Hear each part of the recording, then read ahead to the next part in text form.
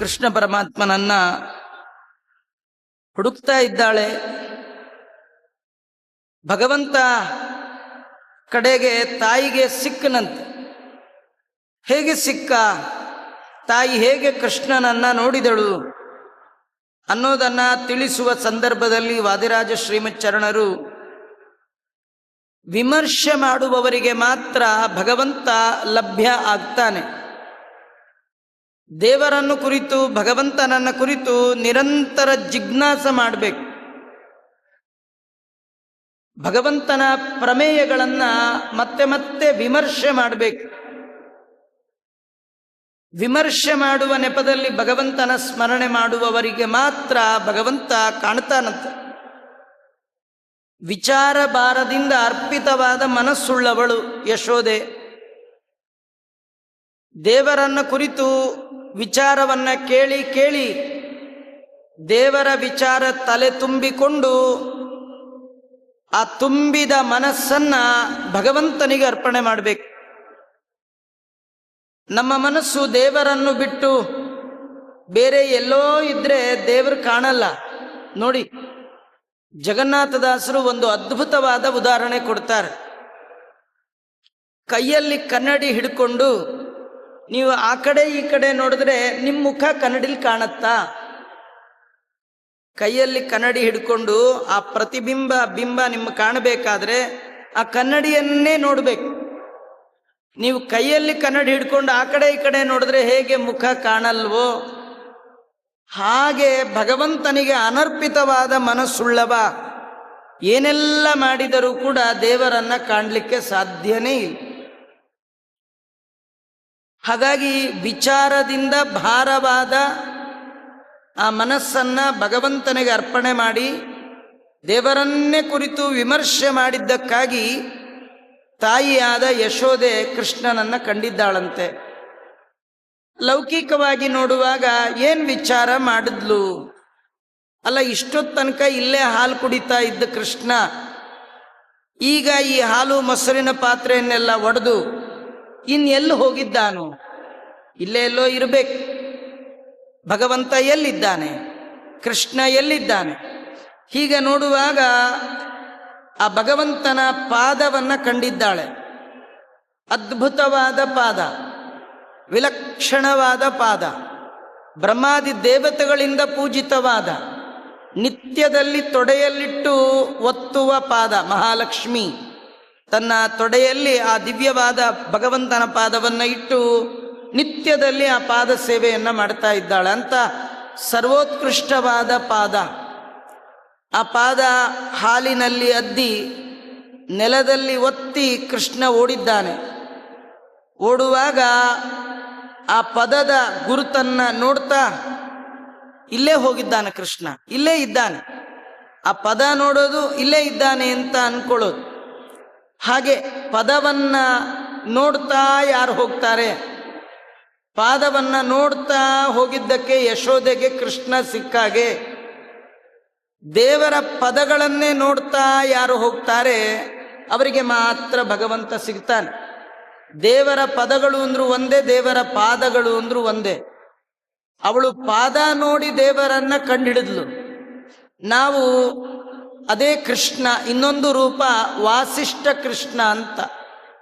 ವೇದವ್ಯಾಸ ದೇವರ ಪಾದಗಳು ಅಂದ್ರೆ 4 ಪಾದಗಳು, ಅದರಲ್ಲಿ 564 ಪದಗಳು, ಅದೇ ಬ್ರಹ್ಮಸೂತ್ರಗಳು.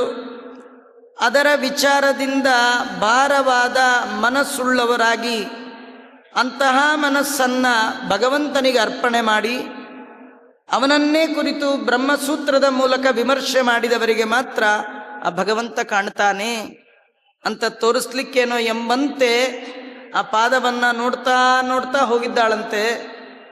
ಕೃಷ್ಣ ಸಿಕ್ಕ. ಬರೀ ಕೃಷ್ಣ ಸಿಕ್ಕ ಅಲ್ಲ, ಅವಳಿಗೆ ಇನ್ನೊಂದು ಪುಣ್ಯ ಬಂತಂತ. ಏನು? ಪರಾನುಯಾತ್ರಾರ್ಜಿತ ಪುಣ್ಯ ಪಾತ್ರಿ.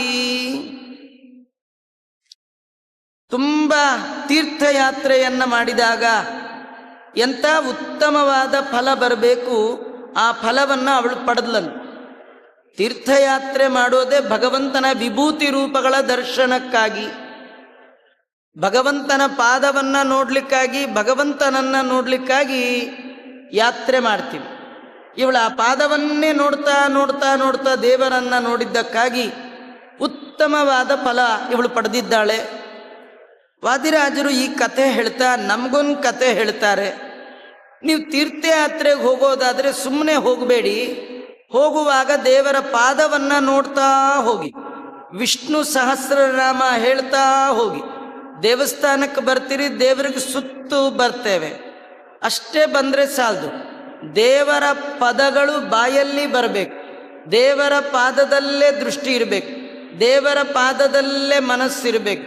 ಮನಸ್ಸೊಂದು ಕಡೆ, ಮಾತೊಂದು ಕಡೆ, ನಾವು ಮಾತ್ರ ದೇವ್ರಿಗೆ ಸುತ್ತುತ್ತಾ ಇದ್ರೆ ಭಾವವಿಲ್ಲದ ಭಕುತಿ, ಅದು ಕುಹಕ ಯುಕುತಿ. ಸುಮ್ಮನೆ ಸುತ್ತುತ್ತಾ ಇದ್ದಾನೆ, ಏನು ಪ್ರಯೋಜನ ಇಲ್ಲ ಆಗತ್ತೆ. ನಿಮ್ಗೊಳ್ಳೆ ತೀರ್ಥಯಾತ್ರೆ ಫಲ ಬೇಕಾ, ದೇವರ ದರ್ಶನ ಮಾಡಿದ್ದು ಸಾರ್ಥಕ ಆಗಬೇಕಾ, ಯಶೋದೆ ನೋಡಿ ಕಲೀರಿ. ಒಂದು, ನಿಮ್ಮ ಮನಸ್ಸು ದೇವರಿಗೆ ಅರ್ಪಿತ ಆಗಲಿ. ನೀವು ವಿಚಾರದಿಂದ ತಲೆಯನ್ನು ತುಂಬಿಕೊಳ್ಳಿ. ಯಾವ್ಯಾವುದೋ ವಿಚಾರ ತಲೆಯಲ್ಲಿ ತುಂಬಿಕೊಂಡು ದೇವಸ್ಥಾನಕ್ಕೆ ಬರಬೇಡಿ. ದೇವರು ನಿಮಗೆ ದರ್ಶನ ಕೊಡಬೇಕಾದ್ರೆ, ದೇವರ ಹತ್ರ ನೀವು ಬಳಿಲಿ ಬರಬೇಕಾದ್ರೆ ನಿಮ್ಮ ತಲೆ ಒಳಗೆ ವಿಚಾರದ ಭಾರ ಇರಬೇಕು, ಭಗವಂತನ ಬಗ್ಗೆ ಅರಿವಿರಬೇಕು, ಭಗವಂತನಿಗೆ ಅರ್ಪಿತವಾದ ಮನಸ್ಸಿರಬೇಕು, ಭಗವಂತನ ಪಾದವನ್ನೇ ನೋಡ್ತಾ ಬರಬೇಕು. ಇದು ತೀರ್ಥಯಾತ್ರೆ. ನಡೆಯುವುದೆಲ್ಲ ಇದು ಒಂದು ತೀರ್ಥಯಾತ್ರೆ. ಹೊರಳಿ ಮಲಗುವುದೇ ಹರಿಗೆ ವಂದನೆ. ನಾವು ನಡೆಯೋದೆಲ್ಲ ಇದು ತೀರ್ಥಯಾತ್ರೆ ಅಂತ ಅನುಸಂಧಾನ ಮಾಡಿ ಈ ರೀತಿ ಯಾರು ಮಾಡ್ತಿರ್ತಾರೆ ಇಡೀ ಜೀವನದ ಉದ್ದಕ್ಕೆ, ಅವನಿಗೆ ಮಾತ್ರ ಭಗವಂತ ನೋಡಲಿಕ್ಕೆ ಸಿಗ್ತಾನೆ, ಮಿಕ್ಕಾದವರಿಗೆ ಸಿಗೋಲ್ಲ. ಆ ಎಲ್ಲವನ್ನು ಈ 4 ಸಾಲಿನಲ್ಲಿ ವಿಚಾರ ಭಾರಾರ್ಪಿತ ಮಾನಸಾಥೋ ವಿಮರ್ಶ ಲಭ್ಯಂ ತಮವೇಕ್ಷ್ಯ ಮಾತಾ ಅನೂರಜಂತ್ಯ ಸ್ಪೃಶದಪ್ಯಗಮ್ಯಂ ಪರಾನುಯಾತ್ರಾರ್ಜಿತ ಪುಣ್ಯಪಾತ್ರೀ. ಇಂತಹ ಅದ್ಭುತವಾದ ಸಮೀಚೀನವಾದ ಯಾತ್ರೆಯನ್ನು ಮಾಡಿದಾಗ ಏನು ಫಲವನ್ನು ಪಡಿಬೇಕು ಅಂತ ಉತ್ತಮವಾದ ಫಲವನ್ನು ಆ ಯಶೋದೆ ತಾಯಿ ತಾನು ಪಡೆದಿದ್ದಾಳೆ ಅಂತ ಹೇಳ್ತಾ ಇದ್ದಾರೆ. ಈ ಕೃಷ್ಣನ್ನ ನೋಡಕ್ ಮುಂಚೆ ಅವಳೇನ್ ಮಾಡಿದ್ದಾಳೆ, ಕೈಯಲ್ಲಿ ಒಂದು ಕೋಲ್ ಹಿಡ್ಕೊಂಡಿದ್ಲು. ಆ ಕೋಲ್ ಹಿಡ್ಕೊಂಡು ಕೃಷ್ಣನಿಗೆ ಹೆದರ್ಸ್ತಾ ಇದ್ದಾಳಂತ. ಕೃಷ್ಣ ಓಡಬೇಡ ನಿಲ್ಲು. ಆ ಹೇಳುವಾಗ ಕೈಯಲ್ಲಿರುವ ಕೋಲನ್ನ ಒಮ್ಮೊಮ್ಮೆ ಹೀಗಂತಾಳಂತ, ಹೋದ್ರೆ ಹೊಡಿತೀನಿ ಅನ್ನುವಂತೆ, ಕೃಷ್ಣನಿಗೆ ಹೆದರಿಸುವಂತೆ ಕೈಯಲ್ಲಿ ಕೋಲ್ ಹಿಡಿದು ಕೃಷ್ಣ ನಿಲ್ಲು, ಕೃಷ್ಣ ನಿಲ್ಲು ಅಂತ ಯಶೋದೆ ಅಂತ ಇದ್ದಾಳೆ. ಈ ಯಶೋದೆ ಹೀಗನ್ನೋದನ್ನು ನೋಡಿ ಕೃಷ್ಣ ಹೆದರ್ತಿದ್ನಂತೆ. ಒಮ್ಮೆ ಓಡುವ ಕೃಷ್ಣ ಅಮ್ಮ ಬಂದ್ಲಾ ಇಲ್ವಾ ಅಂತ ತಿರುಗಿ ನೋಡೋದಂತ. ಅಮ್ಮನ ಈ ಭಯಂಕರ ರೂಪವನ್ನ ನೋಡಿ ಹೆದರೋದಂತ. ಹೆದರಿ ಇನ್ನೆಲ್ಲಿ ಅಮ್ಮ ಹೊಡೆದು ಬಿಡ್ತಾಳೋ ಅಂತ ಹೇಳಿ ಹೊಡೆಯೋಕ್ಕೆ ಮುಂಚೆನೆ ಕಣ್ಣಲ್ಲಿ ಧಾರಾಕಾರವಾಗಿ ನೀರು ಮಾಡಿಕೊಂಡು ಆ ನೀರೆಲ್ಲ ಹೀಗೆ ಒರೆಸ್ಕೊಳ್ತಾ ಮೊದಲೇ ಹಚ್ಚಿದ ಕಪ್ಪು ನೀರಿಗೆ ಬೆರೆತು ಮುಖ ಎಲ್ಲ ಆಗ್ಬಿಡ್ಬೇಕು. ಅದ್ರ ಜೊತೆಗೆ ಈ ನಿಜವಾಗಿಯೂ ಅಳೋರ್ಗೂ ಈ ಸುಮ್ಮನೆ ಅಳೋರ್ಗೂ ಭಾರಿ ವ್ಯತ್ಯಾಸ. ನಿಜವಾಗಿ ಅಳೋರ್ಗೆ ಅಷ್ಟು ಅಳುನೇ ಬರಲ್ಲ. ಈ ಅಳಿ ಅಂತ ಕಾಸೆ ಕೊಟ್ಬಿಟ್ಟಿರ್ತಾರೆ, ಅಳ್ಳಿಕ್ಕೆ ದುಡ್ಡು ಕೊಟ್ಟಿರ್ತಾರಲ್ಲ, ಅವ್ರು ಭಾರಿ ಅಳ್ತಾರೆ. ನೋಡೋರ್ಗೆ ಎಷ್ಟು ಕರುಣೆ ಬಂದ್ಬಿಡ್ಬೇಕು, ಅಟ್ಟು ಹತ್ತು ಬಿಡ್ತಾರೆ. ಈ ನಾಟಕ ಆಡೋರಳು ಭಾರಿ ಇರುತ್ತೆ. ಆ ನಾಟಕ ಆಡೋರಲ್ಲೇ ಕಿಂಗ್ ಕೃಷ್ಣ. ಅವನಷ್ಟು ನಾಟಕ ಆಡೋರು ಯಾರು ಇಲ್ಲೇ ಇಲ್ಲ. ಅವನು ಅಳ್ತಾ ಇದ್ರೆ ಆಶ್ಚರ್ಯ. ಯಾರಿಗೆ ಆಶ್ಚರ್ಯ?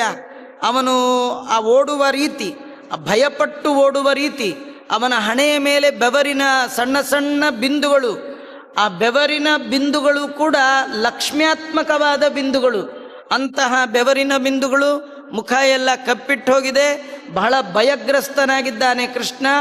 ಅಮ್ಮನ್ ನೋಡೋದು ಮತ್ತು ಸ್ವಲ್ಪ ಓಡೋದು, ಅಮ್ಮನ್ ನೋಡೋದು ಮತ್ತು ಸ್ವಲ್ಪ ಓಡೋದು. ಇದನ್ನ ನೋಡ್ಲಿಕ್ಕೆ ದೇವತೆಗಳ ಮೇಲೆ ನಿಂತಂತೆ ಅಲ್ಲಿ ದುರ್ಗಾದೇವಿ ಈ ಘಟನೆಯನ್ನ ನೋಡಿ ಆಶ್ಚರ್ಯ ಪಡ್ತಾ ಇದ್ದಾಳೆ.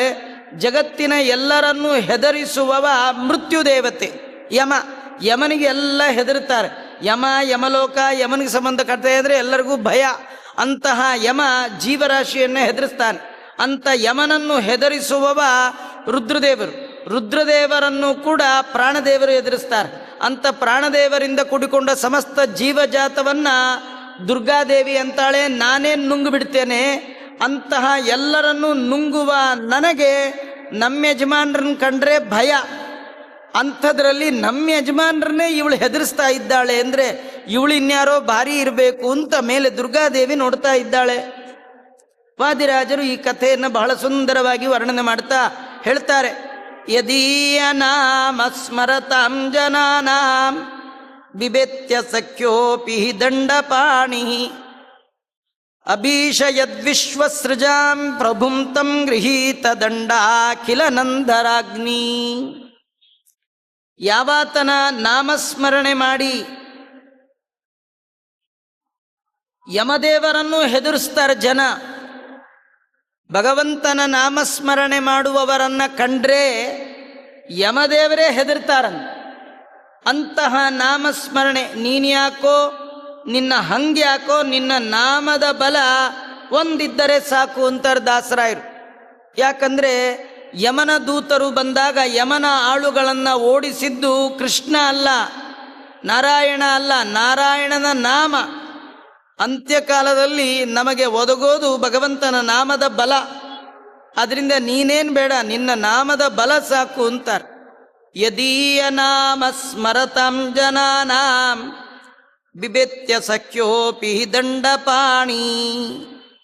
ಯಾರ ನಾಮಸ್ಮರಣೆ ಮಾಡುವಂಥ ಭಕ್ತರಿಗೆ ದಂಡಪಾಣಿಯಾದ ಯಮನೇ ಅಂಜುತ್ತಾನೋ ಅಂತಹ ಕೃಷ್ಣನನ್ನ ನಂದಗೋಪನ ಹೆಂಡತಿಯಾದ ಯಶೋದೆ ಕೋಲು ಕೈಯಲ್ಲಿ ಹಿಡಿದು ಹೆದರಿಸ್ತಾ ಇದ್ದಾಳಂತೆ. ಕೃಷ್ಣ ಹೆದರ್ತಾ ಇದ್ದಾನಂತೆ. ಇವಳು ಹೆದರಿಸೋದು ದೊಡ್ಡದಲ್ಲ, ಅವನು ಹೆದರಿದ್ದು ದೊಡ್ಡದು. ಆ ದೇವತೆಗಳಿಗೆ ಆಶ್ಚರ್ಯ ಆಗಿದ್ದು ಇವಳು ಹೆದರಿಸಿದ್ದಲ್ಲ, ಹೆದರ್ತಾ ಇದ್ದಾನಲ್ಲ. ಯಾಕೆ ಹೆದರಬಾರ್ದು. ಜಗತ್ತು ಇವನನ್ನ ನೋಡಿ ಹೆದರತ್ತೆ. ಭೀಷಾಸ್ಮಾದ್ವಾತಪ್ಪವತೆ ಭೀಷೋದೇತಿ ಸೂರ್ಯ ಭೀಷಾಸ್ಮಾದಗ್ನಿಶ್ಚೇಂದ್ರಶ್ಚ ಮೃತ್ಯುರ್ಧಾವತಿ ಪಂಚಮ ಇತಿ ಉಪನಿಷತ್ತುಗಳಲ್ಲಿ ವರ್ಣನೆ ಮಾಡ್ತಾ ಇದೆ. ಇಡೀ ಜಗತ್ತನ್ನ ತನ್ನ ಅಂಕೆಯಲ್ಲಿ, ತನ್ನ ಹೆದರಿಕೆಯಲ್ಲಿ ಭಗವಂತ ಇಟ್ಟಿದ್ದಾನಂತೆ. ಭಗವಂತನಿಗೆ ಹೆದರಿ ಸೂರ್ಯ ಸರಿಯಾದ ಕಾಲದಲ್ಲಿ ಉದಯ ಆಗ್ತಾನಂತೆ. ಗಾಳಿ ಸರಿಯಾಗಿ ಬೀಸತ್ತಂತೆ. ಕಾಲಕ್ಕೆ ತಕ್ಕ ಮಳೆ ಆಗ್ತಾ ಇದೆ ಅಂದರೆ ನಮ್ಯಾರ ಭಯ ಅಲ್ಲ, ದೇವತೆಗಳ ಭಯ, ಭಗವಂತನ ಭಯ. ಅವನು ಭಯಕೃತ್ ಭಯನಾಶನ, ಇಡೀ ಎಲ್ಲರನ್ನೂ ಭಯಪಡಿಸ್ತಾನೆ. ಆದರೆ ಅವನು ಮಾತ್ರ ಯಾರಿಗೂ ಹೆದರೋನಲ್ಲ. ಅಂತಹ ಭಗವಂತ ಕೃಷ್ಣನಾಗಿ ಬಂದಾಗ ನಂದಗೋಪನ ಹೆಂಡತಿ ಯಶೋದೆ ಕೈಯಲ್ಲಿ ಕೋಲು ಹಿಡಿದು ಹೆದರಿಸಿದ್ರೆ ಕೃಷ್ಣ ಹೆದರ್ತಾ ಇದ್ದಾನೆ. ಹೆದರಿ ಒಮ್ಮೊಮ್ಮೆ ನೋಡೋದು ಓಡೋದು, ಒಮ್ಮೊಮ್ಮೆ ನೋಡೋದು ಓಡೋದು.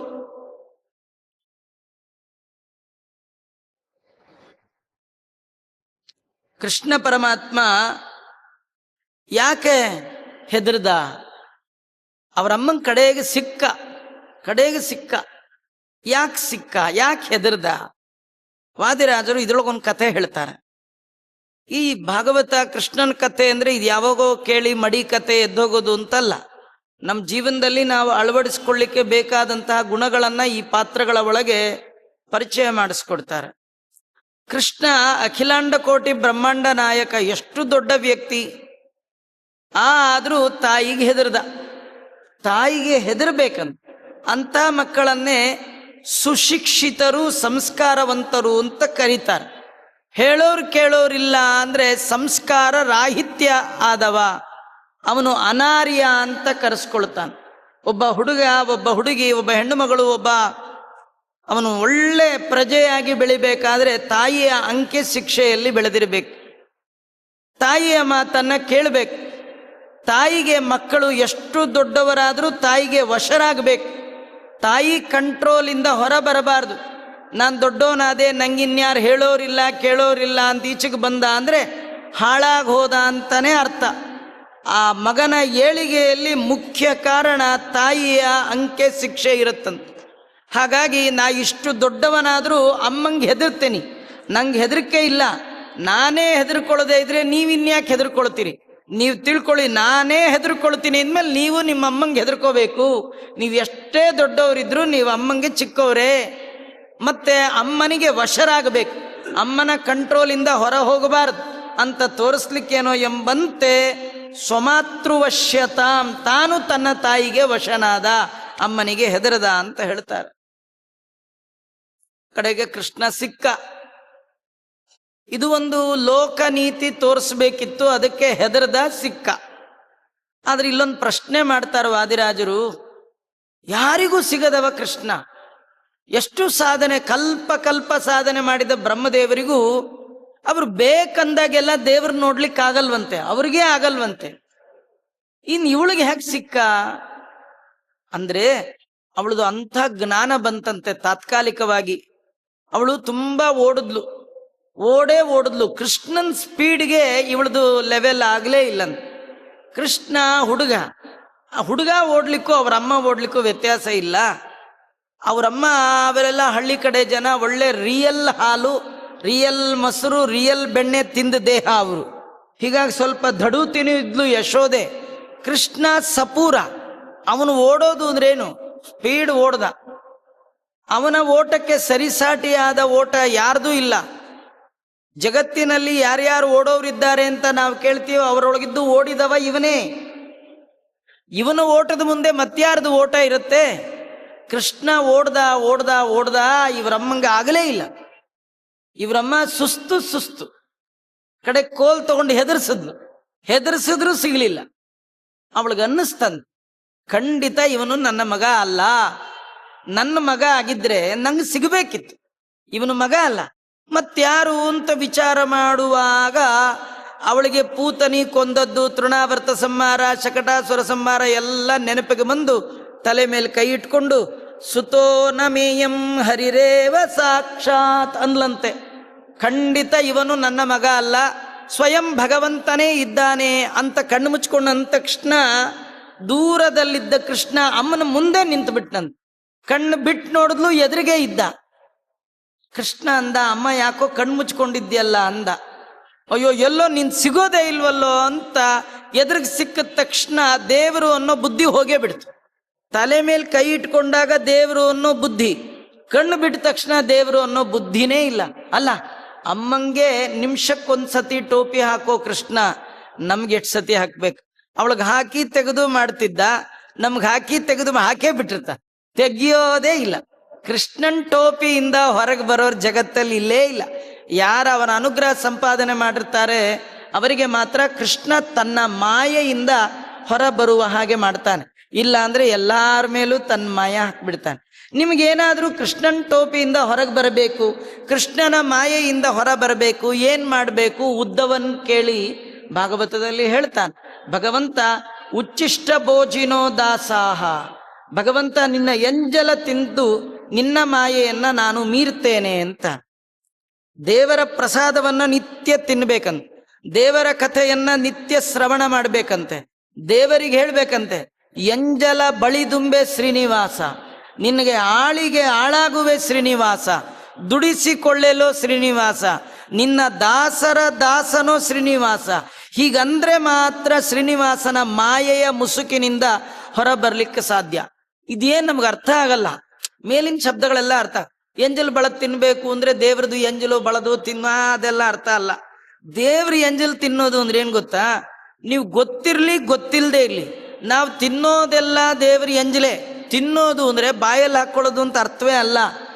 ಏನನ್ನ ಸ್ವೀಕಾರ ಮಾಡ್ತೀರ ಅದೆಲ್ಲ ತಿನ್ನೋದೆ. ನೋಡಿ, ಕೆಲವ್ರನ್ನ ನೋಡ್ತಾ ಇದ್ರೆ ಏನೋ ನುಂಗೋ ಹಂಗ ನೋಡ್ತೀಯಲ್ಲ ಅಂತಾರೆ. ಕಣ್ಣಿಂದ ಜೋರಾಗಿ ನೋಡಿದ್ರೆ ಅದೇನಾಯ್ತು? ನುಂಗಿದ ಹಾಗೆ, ತಿಂದ ಹಾಗೆ. ಹಾಗಾದ್ರೆ ಕಣ್ಣಿಂದ ನೋಡ್ತಿರಲ್ಲ ಅದು ತಿಂದ ಹಾಗೆ, ಕಿವಿಯಿಂದ ಕೇಳ್ತಿರಲ್ಲ ಅದು ತಿಂದ ಹಾಗೆ, ಕೈಯಿಂದ ಮುಟ್ತೀರಿ ಎಲ್ಲ ತಿಂದ ಹಾಗೆ. ಇದೇನು ಗೊತ್ತಾ? ಕಣ್ಣಿಂದ ಏನಾರು ನೋಡಿದಾಗ ದೇವ್ರಿಗೆ ಅನ್ಬೇಕಂತೆ, ಎಂಜಲ್ ತಿಂತೀನಿ ಸ್ವಾಮಿ ಅನ್ಬೇಕಂತ. ಎಂಜಲೇನು? ನಾನ್ ನೋಡ್ದೆ ಅಂದ್ರೆ ನೇರ ತಿಂದ ಹಾಗೆ ಲೆಕ್ಕ. ನಾನ್ ನೋಡಿಲ್ಲ, ನನ್ನ ಒಳಗಿರುವ ನೀನು ನೋಡಿ ಬಿಟ್ಟದ್ದನ್ನ ಸೂರ್ಯ ನೋಡಿದ. ನೀನು ನೋಡಿದೆ, ನೀನು ನೋಡಿದ ಮೇಲೆ ವಾಯುದೇವರು ನೋಡಿದರು, ವಾಯುದೇವರು ನೋಡಿದ ಮೇಲೆ ಸೂರ್ಯ ನೋಡ್ದ, ಸೂರ್ಯ ನೋಡಿದ ಮೇಲೆ ನಾನು ನೋಡಿದೆ. 3 ಜನದ ಎಂಜಲ್ ತಿಂದಿದ್ದು ನಾನು. ಈ ಅನುಸಂಧಾನ ಕೇಳಿದಾಗ ನಾ ಕೇಳಿದ್ದಲ್ಲ, ಭಗವಂತ ನೀನು, ನಿನ್ನೊಳಗಿದ್ದು ವಾಯುದೇವರು, ಅವರಲ್ಲಿ ಶ್ರವಣಾಭಿ ಶ್ರೋತೃ ದೇವತೆಗಳು, ದಿಗ್ದೇವತೆಗಳು, ಆಮೇಲೆ ನಾನು. ಈ 3 ಜನದ ಎಂಜಲ್ ನಾನು ತಿಂದಿದ್ದು. ಇದು ಎಂಜಲ ಬಳಿದುಂಬೆ ಶ್ರೀನಿವಾಸ ಅಂದ್ರೆ ಈ ತಾತ್ಪರ್ಯ ನಾವಿಟ್ಕೊಳ್ಬೇಕು. ಹೀಗೆ ನಾವು ನೋಡುವ, ತಿಂದ, ಉಂಡ, ಓಡಾಡಿದ, ಮಾತಾಡಿದ ಎಲ್ಲವೂ ಕೂಡ ಭಗವಂತನ ಎಂಜಲು, ಅವನ ಪ್ರಸಾದ. ನೀನು ಸರ್ವೋತ್ತಮ, ನೀನು ಮಾಡಿಸಿದ್ರೆ ಉಂಟು, ನೀನು ಮಾಡಿಸದೇ ಇದ್ದರೆ ಬ್ರಹ್ಮಾದಿ ದೇವತೆಗಳಿಗೂ ಶ್ವಾಸ ಬಿಡುವ ಯೋಗ್ಯತೆ ಇಲ್ಲ ಅನ್ನುವ ಅನುಸಂಧಾನದಿಂದ ಸಕಲ ವಿಷಯಗಳನ್ನು ಸ್ವೀಕಾರ ಮಾಡೋದಿದೆಯಲ್ಲ, ಇದು ಮಾತ್ರ ಭಗವಂತನ ಮಾಯೆಯಿಂದ ಹೊರ ಬರಲಿಕ್ಕೆ ಇರುವಂಥ ಒಳ್ಳೆ ಉಪಾಯ. ಇಲ್ಲದೇ ಇದ್ರೆ ಕೃಷ್ಣ ಬಿಡಲ್ಲ. ಅವರಮ್ಮಂಗೆ ಕೈ ಮುಗಿಯುವಾಗ ದೇವರು ಅನ್ನೋ ಭಾವನೆ, ಕೆಳಗೆ ಬಿಟ್ಲು ಸಿಕ್ಕ ಯಾಕೆ ಕಳ್ಳ ಕೃಷ್ಣ ಅಂಥೇಳಿ ನಿನ್ನ ಹೀಗೆಲ್ಲ ಬಿಟ್ರಾಗಲ್ಲ, ಬಿಟ್ರೆ ಸಿಕ್ಕ ಅಂದರೆ ನೀನೇ, ನಿನ್ನನ್ನು ಕಟ್ಟಾಕಬೇಕು ಅಂಥೇಳಿ ಎಳ್ಕೊಂಡು ಹೋಗ್ತಾ ಇದ್ದಾಳೆ. ನಿನ್ನ ಕಟ್ಟಾಕಿ ಬಿಡ್ತೀನಿ ಅಂತಂದ್ಲು. ವಾದಿರಾಜರಂತಾರೆ, ಕಟ್ ಹಾಕ್ರಿ, ವಿಚಾರ ಮಾಡಿ ಕಟ್ಟಾಕಕ್ಕೆ ಹಗ್ಗ ರೆಡಿ ಮಾಡ್ಕೊಳ್ಬೇಕು. ಹಗ್ಗ ಇಲ್ಲದೆ ಕಟ್ಟಾಕ್ಲಿಕ್ಕೆ ಹೋಗ್ಬಾರ್ದು. ಉದ್ಯೋಗ ಪರ್ವದಲ್ಲಿ ಸಂಧಿ ಮಾಡ್ಲಿಕ್ಕೆ ಬಂದ ಕೃಷ್ಣನನ್ನ ಕಟ್ರಿ ಅಂತ ದುರ್ಯೋಧನನು ಅಂದ, ಯಶೋಧನನು ಅಂತ ಇದ್ದಾಳೆ. ದುರ್ಯೋಧನ ಅಂದ್ರೆ ಕಟ್ಲಿಕ್ಕಾಗಲೇ ಇಲ್ಲ. ಯಾಕೆಂದ್ರೆ ಕೃಷ್ಣನ ದನ ಕಾಯುವ ಗೋಪಾಲ ಅಂತ ತಿಳ್ಕೊಂಡೇ ವಿನಃ ಸರ್ವಪಾಲಕ ಭೂಪಾಲ ಅಂತ ತಿಳ್ಕೊಳ್ಳೇ ಇಲ್ಲ. ಅದಕ್ಕೆ ಅವನು ಕಟ್ಲಿಕ್ಕೆ ಹೋದ್ರೂ ಕಟ್ಲಿಕ್ಕಾಗ್ಲಿಲ್ಲ. ಇಲ್ಲಿ ವಾದಿರಾಜರು ಆ ಕಥೆಯನ್ನ ಹೇಳ್ತಾರೆ. ಕೃಷ್ಣನ್ ಯಾಕೆ ಕಟ್ಟಕ್ಕಾಗಲ್ಲ? ಯಾಕೆ ಕಟ್ಟಕ್ಕಾಗಲ್ಲ ಅಂದ್ರೆ ಅವನ ಬಗ್ಗೆ ತಿಳ್ಕೊಂಡ್ರೆ ಕಟ್ಲಕ್ಕಾಗಲ್ಲ, ತಿಳ್ಕೊಂಡ್ರೆ ಸರಿಯಾಗಿ ತಿಳ್ಕೊಂಡ್ರೆ ಕಟ್ಲೂಬಹುದು. ಯಾಕೆ ಕಟ್ಟಕ್ಕಾಗಲ್ಲ, ಹೇಗೆ ಕಟ್ಟಬಹುದು? ಎರಡು ಕಥೆ ಇಲ್ಲಿ ಹೇಳ್ತಾರೆ. ಅಜಾಂಡ ಕೋಟ್ಯಾಶ್ರಯ ರೋಮಕೂಪಂ ತಮಾತ್ತ ಕೋಪ ಕಿಲ ನಂದ ಗೋಪಿ ಯೇಷ ಬದ್ಧುಂ ಕಿಲ ರೋಷ ರುದ್ಧಂ ಮನೋನುಮೀನಾತ್ಯಮರಾನುಭಾವಂ. ಅಜಾಂಡ ಕೋಟ್ಯಾಶ್ರಯ ರೋಮಕೂಪಂ. ಒಂದು ಕೈಲಿ ಕೋಲ್ ಹಿಡ್ಕೊಂಡಿದ್ದಾಳೆ, ಇನ್ನೊಂದು ಕೈಲಿ ಕೃಷ್ಣ ಎಳ್ಕೊಂಡು ಹೋಗ್ತಾ ಇದ್ದಾಳೆ. ಇವಳೇನಂತ ಇದ್ದಾಳೆ, ಕೃಷ್ಣ ಇವತ್ತು ನಿನ್ ಕಟ್ ಹಾಕ್ತೀನಿ ಅಂತ. ವಾದಿರಾಜರಂತಾರೆ, ಇವಳಿಗೆ ಬುದ್ಧಿ ಇದೆಯಾ? ಕಟ್ಲಿಕ್ಕೆ ಬರುತ್ತಾ? ಯಾಕಾಗಲ್ಲ? ಅಜಾಂಡ ಕೋಟ್ಯಾಶ್ರಯ ರೋಮಕೂಪಂ. ಈ ಕೃಷ್ಣ ಹಿಂದೆ ಬರ್ತಾ ಇದ್ದಾನಲ್ಲ, ಇವನ ದೇಹದ ಮೇಲಿನ ಕೂದಲು, ಒಂದು ಕೂದಲೊಳಗೆ ಇಂಥ ಬ್ರಹ್ಮಾಂಡ ಕೋಟಿ ಇದೆಯಂತೆ. ಈ ಬ್ರಹ್ಮಾಂಡ ಅಂತ ಏನ್ ನಾವು ನೋಡ್ತಾ ಇದ್ದೀವಿ, 14 ಲೋಕಗಳಿಂದ ಯುಕ್ತವಾಗಿರ್ತಕ್ಕಂಥ ಸಮಸ್ತ ಪ್ರಪಂಚ, ಇಂಥದ್ದು 1 ಕೋಟಿ ತಂದ್ರು ಇವನು ಕೂದಲು ತುಂಬಲ್ಲಂತೆ, ಇನ್ನು ಜಾಗ ಇರುತ್ತಂತೆ. ಅಷ್ಟೆಲ್ಲ ತುಂಬಿಕೊಂಡ ಕೃಷ್ಣನನ್ನ ಕಟ್ಟಬೇಕು ಅಂತ. ಯಾರಿಗೆ ಕೋಪ ಬಂದಿರುತ್ತೆ ಅವ್ರು ಹೀಗೆ ತಪ್ಪು ಕೆಲಸ ಮಾಡೋದೇ ಜಾಸ್ತಿ. ಕೋಪ ಇರುವವ ಭಗವಂತನನ್ನ ಸರಿಯಾಗಿ ತಿಳ್ಕೊಳ್ಳಿಕ್ ಸಾಧ್ಯ ಇಲ್ಲ. ಇವಳಿಗೆ ತುಂಬ ಕೋಪ, ರೋಷಾವಿಷ್ಟಳಾದ ಮನಸ್ಸು. ಹೀಗಾಗಿ ರೋಷಾವಿಷ್ಟಳಾದ ಯಶೋದೆ ಕೃಷ್ಣನನ್ನ ಕಟ್ಟಬೇಕು ಅಂತ ಎಳ್ಕೊಂಡು ಹೋಗ್ತಾ ಇದ್ದಾಳೆ. ನಮಗೆ ವಾದಿರಾಜರು ಇದರೊಳಗೆ ಏನು ತಿಳಿಸ್ತಾರೆ ಅಂದ್ರೆ, ಯಾರು ಜೀವನದಲ್ಲಿ ಕೋಪ ಮಾಡ್ಕೊಳ್ತಿರ್ತಾರೆ ಅವರಿಗೆ ಭಗವಂತನ ಬಗ್ಗೆ ಅರಿವು ಬರಲ್ಲ. ಇವಳು ಸಿಟ್ಟಲ್ಲಿದ್ಲು, ಅದಕ್ಕೆ ಕೃಷ್ಣನ್ ಕಟ್ತೀನಿ ಅಂತ ಹೋದ್ಲು. ಸಮಾಧಾನವಾಗಿದ್ದಿದ್ರೆ ಕೃಷ್ಣನ್ ಬಗ್ಗೆ ಗೊತ್ತಾಗೋದು, ಕೃಷ್ಣನ್ ಕಟ್ಟಕ್ಕಾಗಲ್ಲ ಅಂತ ಗೊತ್ತಾಗ್ತಿತ್ತು. ಇವಳು ಕಟ್ಟಬೇಕು ಅನ್ನೋ ಬುದ್ಧಿ ಬರ್ಲಿಕ್ಕೆ ಏನ್ ಕಾರಣ ಹೇಳಿ? ಕೋಪ. ರೋಷಾವಿಷ್ಟಳಾಗಿ ಮನೆಯಲ್ಲಿ ಇಷ್ಟು ಹಾಲು ಮೊಸರು ಬೆಣ್ಣೆ ಹಾಳು ಮಾಡಿದ್ದಾನೆ ಕೃಷ್ಣ, ಇವನನ್ನ ಬಿಡಬಾರ್ದು, ಇವನಿಗೆ ಶಿಕ್ಷೆ ಕೊಡಬೇಕಾದ್ರೆ ಕಟ್ ಹಾಕಬೇಕು, ತಪ್ಪಿಸ್ಕೊಂಡು ಹೋಗ್ಬಿಡ್ತಾನೆ. ಇದೆಲ್ಲ ಏನ್ ಕಾರಣ? ಸಿಟ್ಟು. ವಾದಿರಾಜರು ಹೇಳ್ತಾರೆ, ಯಾರು ಕೋಪಕ್ಕೆ ಆವಿಷ್ಟರಾಗಿರ್ತಾರೆ, ಕೋಪಾವಿಷ್ಟರಾಗಿರ್ತಾರೆ, ಅವರು ದೇವತೆಗಳ ಸಾಮರ್ಥ್ಯವನ್ನ ತಿಳಿಲಿಕ್ಕೆ ಸಾಧ್ಯ ಇಲ್ಲ. ಇದ್ರ ತಾತ್ಪರ್ಯ ಇಷ್ಟೇ, ನೀವು ದೇವ್ರ ಮನೇಲಿ ಕೂತಾಗ ನಿಮ್ಮ ಬಾಯಲ್ಲಿ ದೇವ್ರ ಸ್ತೋತ್ರ ಬರ್ಬೇಕಾದ್ರೆ ಮನಸ್ಸಿನಲ್ಲಿ ಕೋಪ ಇರಬಾರ್ದು. ಹಾಲ್ ಬರ್ಲಿಲ್ಲ ಅಂತ ಹಾಲ್ನವನ್ ಮೇಲೆ ಕೋಪ ಇದ್ರೆ ಬಾಯಲ್ಲಿ ಮಂತ್ರ ಬರಲ್ಲ. ಪೇಪರ್ ಬರ್ಲಿಲ್ಲ ಅಂತ ಅವನ ಮೇಲೆ ಸಿಟ್ಟಿದ್ರೆ ಬಾಯಲ್ಲಿ ಮಂತ್ರ ಬರಲ್ಲ. ಇನ್ಯಾರ ಮೇಲೆ ಸಿಟ್ಟಿದ್ರು ಕೂಡ ಬಾಯಲ್ಲಿ ಮಂತ್ರ ಬರಲ್ಲ. ದೇವತೆಗಳ ಸ್ತೋತ್ರ ನಿಮ್ಮ ಬಾಯಲ್ಲಿ ಬರಬೇಕಾದ್ರೆ ಮನಸ್ಸು ಪ್ರಶಾಂತವಾಗಿರ್ಬೇಕು. ಸಿಟ್ಟು ಮತ್ತೆ ಕೋಪಕ್ಕೆ ಒಳಗಾದ ಮನಸ್ಸಿನಿಂದ ಭಗವಂತನನ್ನ ದೇವತೆಗಳನ್ನ ತಿಳ್ಕೊಳ್ಳಿಕ್ಕೆ ಸಾಧ್ಯವೇ ಇಲ್ಲ. ಸಿಟ್ಟು ಬಿಟ್ಟು ನೀವು ದೇವರ ಮನೆ ಒಳಗೆ ಹೋಗ್ಬೇಕು. ನಾವು ಸಿಟ್ಟು ಸಮೇತ ದೇವರ ಮನೆಗೆ ಹೋಗಿರ್ತೀವಿ. ಯಾಕಂದ್ರೆ ಬಿಡ್ಲಿಕ್ಕಾಗದೇ ಇರೋದೇ ಸಿಟ್ಟಿನ ಗುಟ್ಟು. ಏನಾರು ಬಿಡ್ಬೋದು, ಸಿಟ್ಟು ಬಿಡೋದು ಬಹಳ ಕಷ್ಟ. ಏನಾರು ಮಡಿಲಿರುವಾಗ ಯಾವ್ದಾರು ಪುಟ್ಟಗಿಟ್ಟು ಮಕ್ಕಳು ಮುಟ್ಬಿಟ್ರಂತೂ ಮುಗಿದೋಯ್ತು. ಬೆಳಗ್ಗೆಯಿಂದ ರಾತ್ರಿವರೆಗೂ ಆ ಮಗು ಕಂಡಾಗೆಲ್ಲ ಸಿಟ್ಟು ಮಾಡ್ಕೊಳ್ತಾನೆ ಇರ್ತೀವಿ. ಅದರಿಂದ ನಿಜವಾಗಿಯೂ ಆ ಸಿಟ್ಟಿದೆಯಲ್ಲ, ಅವರು ಎಂದೆಂದೂ ಕೂಡ ಭಗವಂತನನ್ನ ತಿಳ್ಕೊಳ್ಳಿಕ್ ಸಾಧ್ಯ ಇಲ್ಲ. ಅದನ್ನ ರಾಜರು ಇಲ್ಲಿ ತಿಳಿಸ್ತಾರೆ. ಕೃತಾಗಸಂತಂ ಕಿಲ ನೈವ ಮಾತಾ ಶಶಾಕ ಬದ್ದುಂ ಮಮ ತು ಪ್ರತರ್ಕ ತದೀಯ ರಮ್ಯೋದರ ಮಧ್ಯ ಸಂಸ್ಥಾಂ ವಿಮುಕ್ತ ಶಕ್ತಿರವನ್ ಬಂದಾಸೀತ್. ಕೃಷ್ಣನನ್ನ ಕಟ್ಟಬೇಕು ಅಂತ ಹೇಳಿ ಒಂದು ಒರಳು ನೋಡಿದ್ಲು. ಒರಳಕ್ಕೆ ಕಟ್ಬಿಡೋಣ ಕೃಷ್ಣನ್ನ ಅಂತ ಹೇಳಿ ಕಟ್ತಾ ಇದ್ದಾಳೆ. ಮನೆ ಒಳಗಿಂದ ಹಗ್ಗ ತಂದ್ಲು, ಕೃಷ್ಣನ್ ಕಟ್ಟಿದ್ಲು. ಕಟ್ಲಿಕ್ಕೆ ಆಗ್ಲಿಲ್ಲ. ಯಾಕೆ ಆಗ್ಲಿಲ್ಲ? ಅದು ಅವಳು ಕೃಷ್ಣನ್ಗೆ ಒಂದು ರೌಂಡ್ ಹಾಕಿ ಹಗ್ಗ ಹೊಟ್ಟೆ ಹತ್ರ ತಂದಾಗ ಹೊಟ್ಟೆ ಮುಂದೆ ಬರ್ತಿತ್ತಂತೆ, ಹಗ್ಗ ಸಣ್ಣದಾಗ್ತಿತ್ತಂತೆ. ಈ ಊಟ ಮಾಡಿ ಮಲಗಿರ್ತಾರೆ ನೋಡಿ, ಅವ್ರು ನೋಡಿ ಹೊಟ್ಟೆ ಮುಂದೆ ಹೋಗುತ್ತೆ, ಹಿಂದೆ ಬರುತ್ತೆ, ಅದು ಉಸಿರಾಟ. ಆದರೆ ದೇವರಲ್ಲಿ ಈ ಬಗೆಯ ಉಸಿರಾಟ ಇಲ್ಲ. ನಮ್ಮಲ್ಲಿ ನಾವು ಬೇರೆ, ಪ್ರಾಣ ಬೇರೆ ಅಲ್ವಾ? ಪ್ರಾಣ ದೇವರು ಒಳಗಿದ್ದು ಹೀಗೆ ಉಸಿರಾಡ್ತಿರ್ತಾರೆ. ಈ ಯಶೋದೆ ಹಗ್ಗ ತಂದ್ರೆ ಇಲ್ಲಿವರೆಗೂ ಬರೋದು, ಹೊಟ್ಟೆ ಹತ್ರ ಬಂದಾಗ ಹಗ್ಗ ಚಿಕ್ಕದಾಗೋದು, ಹೊಟ್ಟೆ ಮುಂದೆ ಹೋಗೋದು. ಹಗ್ಗ ತೆಗೆದ್ರೆ ಮತ್ತೆ ಹೊಟ್ಟೆ ಫ್ಲಾಟೆ, ಒಳ್ಳೆ ಬಾಳೆ ಎಲೆ ತರ ತೆಳ್ಳು ಹೊಟ್ಟೆ. ಅದು ಒಂದು ಹಗ್ಗ ಜಾಯಿಂಟ್ ಮಾಡಿ ಮತ್ತೆ ಕಟ್ಲಿಕ್ಕೆ ಹೋದ್ರೆ ಹೊಟ್ಟೆ ಮುಂದೆ ಬರೋದು. ಇದೇನಿದು? ನಮ್ಮದಾದ್ರೆ ಒಳಗೆ ಪ್ರಾಣದೇವರು ಉಸಿರಾಟ, ಪ್ರಾಣ ಬೇರೆ ನಾ ಬೇರೆ. ದೇಹದ ಒಳಗೆ ಪ್ರಾಣ, ದೇಹದ ಒಳಗೆ ನಾನು. ದೇವರ ಒಳಗೆ, ದೇವರೊಳಗೆ ಇನ್ನೊಬ್ಬ ಅಂತಿಲ್ಲ. ದೇವರಿಗಿಂತ ಭಿನ್ನವಾದ ದೇವರ ಶರೀರ ಅಂತಿಲ್ಲ. ಮತ್ತೇನು ಹೊಟ್ಟೆ ಮುಂದೆ ಬರುತ್ತಲ್ಲ? ನಮ್ಗೆ ನಿಮ್ಗೆ ಏನು ಅರ್ಥವೇ ಆಗಲ್ಲ. ವಾದಿರಾಜರು ಹೇಳಿದ್ರೆ ಮಾತ್ರ ಕತೆ ಅರ್ಥ ಆಗತ್ತೆ. ಅವ್ರು ಹೇಳ್ತಾರ ಅದೇನಂದ್ರೆ, ದೇವರ ಹೊಟ್ಟೆ ಒಳಗೆ ರಿಟೈರ್ ಆದ ಬ್ರಹ್ಮದೇವ್ರುಗಳು ಇದ್ರಂತೆ. ರಿಟೈರ್ ಆಗಿರ್ತಾರಲ್ಲ ಬ್ರಹ್ಮದೇವ್ರುಗಳು, ಎಷ್ಟೋ ಜನ ಅವರು ಕಲ್ಪ ಸಾಧನೆ ಮುಗಿಸಿ ಬೇಕಾಷ್ಟು ಜನ, ಅವ್ರದ್ದು ಒಂದು ಅಸೋಸಿಯೇಷನ್ ಇದೆಯಂತೆ, ರಿಟೈರ್ಡ್ ಬ್ರಹ್ಮದೇವ್ರದ್ದು ಅಸೋಸಿಯೇಷನ್. ಅವರೆಲ್ಲ ನೋಡಿದ್ರಂತೆ, ನಾವು 100 ಕಲ್ಪ ಸಾಧನೆ ಮಾಡಿದ್ವಿ, ಈ ಸಾಧನೆಯ ಸಂದರ್ಭದಲ್ಲಿ ಎಂದೂ ಒಂದು ದಿನ ಕೂಡ ಈ ಕೃಷ್ಣನನ್ನ ಕಟ್ಟಿದ್ವಿ ಅನ್ನುವ ಹೆಗ್ಗಳಿಕೆಗೆ ನಾವು ಪಾತ್ರರಾಗಲೇ ಇಲ್ಲ. ನಮ್ ಗೌಮರ್ಯಾದೆ, ಆದ್ರಿಂದ ಇವಳು ಮಾಡಿದ ಹಾಗೆ ನಾವೆಲ್ಲ ತಡಿಬೇಕು ಅಂತ ಹೇಳಿ ಅವರೆಲ್ಲ ಐಸ ಅಂತ ಮುಂದೆ ಬರೋರಂತೆ, ಕಟ್ಲಿಕ್ಕಾಗ್ತಿರ್ಲಿಲ್ಲಂತೆ. ಇದು ವಾದಿರಾಜರು ಹೇಳುವ ಕತೆ. ತದೀಯ ರಮ್ಯೋದರ ಮಧ್ಯ ಸಂಸ್ಥಾ ವಿಮುಕ್ತ ಶಕ್ಯೈವ ನ ಬಂದಾಸೀತ್. ತದೀಯ ರಮ್ಯೋದರ, ಭಗವಂತನ ರಮ್ಯವಾದ ಉದರದ ಮಧ್ಯದಲ್ಲಿ ಇರುವಂತಹ ವಿಮುಕ್ತರಾದ ದೇವತೆಗಳಿಂದ ಮಾತ್ರ ಆ ಕೃಷ್ಣನನ್ನ ಕಟ್ಲಿಕ್ಕಾಗ್ಲಿಲ್ಲ. ಅವರೆಲ್ಲ ಒಳಗೆ ಕೂತಿದ್ರು. ಅವರೆಲ್ಲ ಅನ್ಕೊಂಡ್ರು, ಈ ಅಮ್ಮ ಕಟ್ಬಿಟ್ರೆ ನಮಗೆ ನಾಚಿಕೆ, ನಾವು ಎಷ್ಟು ವರ್ಷ ಸರ್ವಿಸ್ ಹ್ಯಾಂಡ್ಗಳು ಏನೆಲ್ಲ, ಎಷ್ಟು ಭಗವಂತನ ಬಗ್ಗೆ ತಿಳಿದವರು, ಎಷ್ಟು ತಪಸ್ಸು ಮಾಡಿದವರು, ಎಷ್ಟು ಸಾಧನೆ ಮಾಡಿದವರು, ನಾವೇ ಒಂದಿನ ಕೃಷ್ಣನ್ ಕಟ್ಲಿಕ್ಕಾಗ್ಲಿಲ್ಲ. ಈ ಲೇಡಿ ಒಂದು ಶುರು ಮಾಡ್ಕೊಂಡ್ಬಿಟ್ಟಿದೆ, ಅದು ಹೆಂಗೆ ಕಟ್ತಾಳೆ ನೋಡೇ ಬಿಡ್ತೀವಿ, ನಾವೆಲ್ಲ ಇರೋವರೆಗೂ ಸಾಧ್ಯವೇ ಇಲ್ಲ ಅಂಥೇಳಿ ತದೀಯ ರಮ್ಯೋದರ ಮಧ್ಯ ಸಂಸ್ಥಾ. ಇದು ತುಂಬಾ ಕಥೆಗಳಿದೆ. ಎಷ್ಟೋ ತತ್ವಗಳನ್ನು ವಾದಿರಾಜರು ವರ್ಣನೆ ಮಾಡ್ತಾರೆ. ಏನಂದ್ರೆ ಒಂದು ತತ್ವ ಮಾತ್ರ ಹೇಳ್ತೇನೆ. ಬೇರೆಯವರ ಮತದ ಪ್ರಕಾರ ಸಾಧನೆ ಮುಗಿದು ಮೋಕ್ಷಕ್ಕೆ ಹೋಗ್ಬಿಟ್ರೆ ಅಲ್ಲಿ ಬೇರೆ ಬೇರೆ ಆತ್ಮಗಳಿಲ್ಲ, ಆತ್ಮಗಳೆಲ್ಲ ದೇವರ ಒಳಗೆ ಸೇರ್ಕೊಂಡ್ ಬಿಡತ್ತೆ ಅಂತ. ಜೀವ ಪರಮಾತ್ಮನ ಒಳಗೆ ಐಕ್ಯ ಆಗಿಬಿಡ್ತಾನೆ, ಜೀವಾತ್ಮ ಅವನೇನಾಗ್ತಾನೆ, ಪರಮಾತ್ಮನೇ ಆಗಿಬಿಡ್ತಾನೆ ಅಂತ.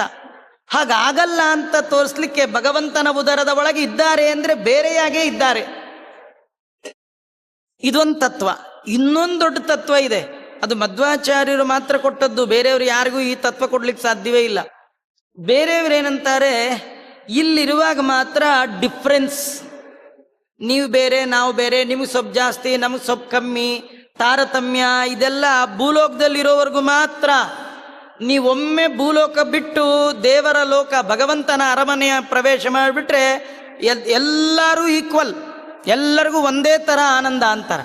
ಹಾಗಿಲ್ಲ, ಎಲ್ಲ ಬೇರೆ ಬೇರೆ ಇದ್ದಾರೆ ಅಂತನೂ ಗೊತ್ತಾಗತ್ತೆ. ಇದರಿಂದ ಬೇರೆ ಬೇರೆ ಆನಂದ ಇದೆ ಅನ್ನೋದು ಗೊತ್ತಾಗತ್ತೆ. ಈ ಎಲ್ಲ ಅನೇಕ ತತ್ವಗಳನ್ನ ವಾದಿರಾಜರು ಒಂದು ಶ್ಲೋಕ, ಒಂದು ಕಥೆ ಒಳಗಿಡ್ತಾರೆ.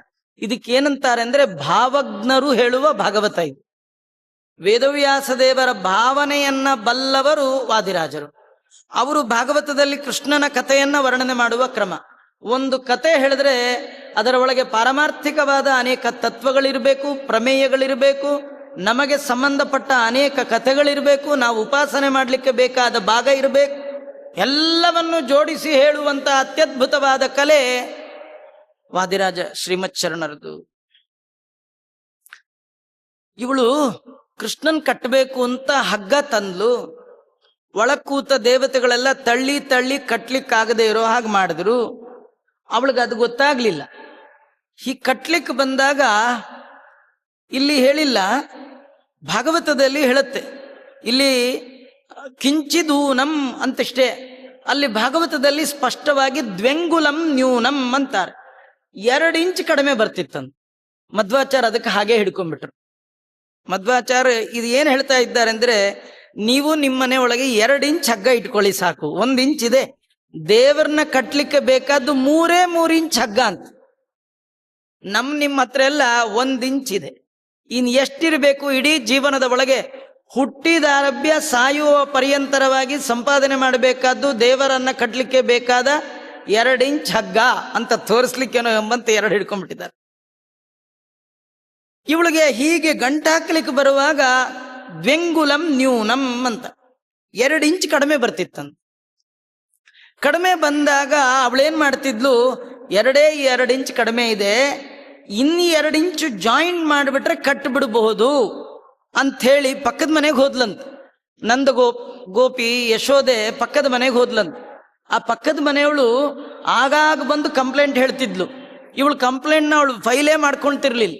ಅವಳಿಗೆ ಆಶ್ಚರ್ಯ ಆಯ್ತು. ಏನಮ್ಮ, ನಾನೇ ಯಾವಾಗ್ಲೂ ನಿಮ್ಮನೆಗೆ ಬರ್ತಿದ್ದೆ ಯಶೋದೆ, ಇವತ್ತು ನೀನೇ ನಮ್ಮನೆಗೆ ಬಂದ್ಬಿಟ್ಟಿಯಲ್ಲ, ಏನು ಅಂದಾಗ ಯಶೋದೆ ಹೇಳ್ತಾಳೆ, ಅಲ್ಲ ನೀನ್ ದಿನಾ ಬಂದು ಕಂಪ್ಲೇಂಟ್ ಹೇಳ್ತಿದ್ದೆ, ಕೃಷ್ಣ ಹಾಗೆ ಮಾಡ್ದ, ಶಿಕ್ಷೆ ಕೊಡು, ಹೀಗೆ ಮಾಡ್ದ ಅಂತ. ಇವತ್ತು ನಮ್ಮನೇಲೇ ಮಾಡ್ದ, ನೀ ಹೇಳಿದ್ದೆಲ್ಲ ನಿಜ, ಅದಕ್ಕೆ ನಾನು ಒಂದು ನಿರ್ಣಯಕ್ಕೆ ಬಂದಿದ್ದೇನೆ ಅಂತ. ಏನಮ್ಮ? ಏನಿಲ್ಲ, ಕೃಷ್ಣನನ್ನ ಕಟ್ಟಬೇಕು ಅಂತ ನಿರ್ಣಯಕ್ಕೆ ಬಂದಿದ್ದೇನೆ.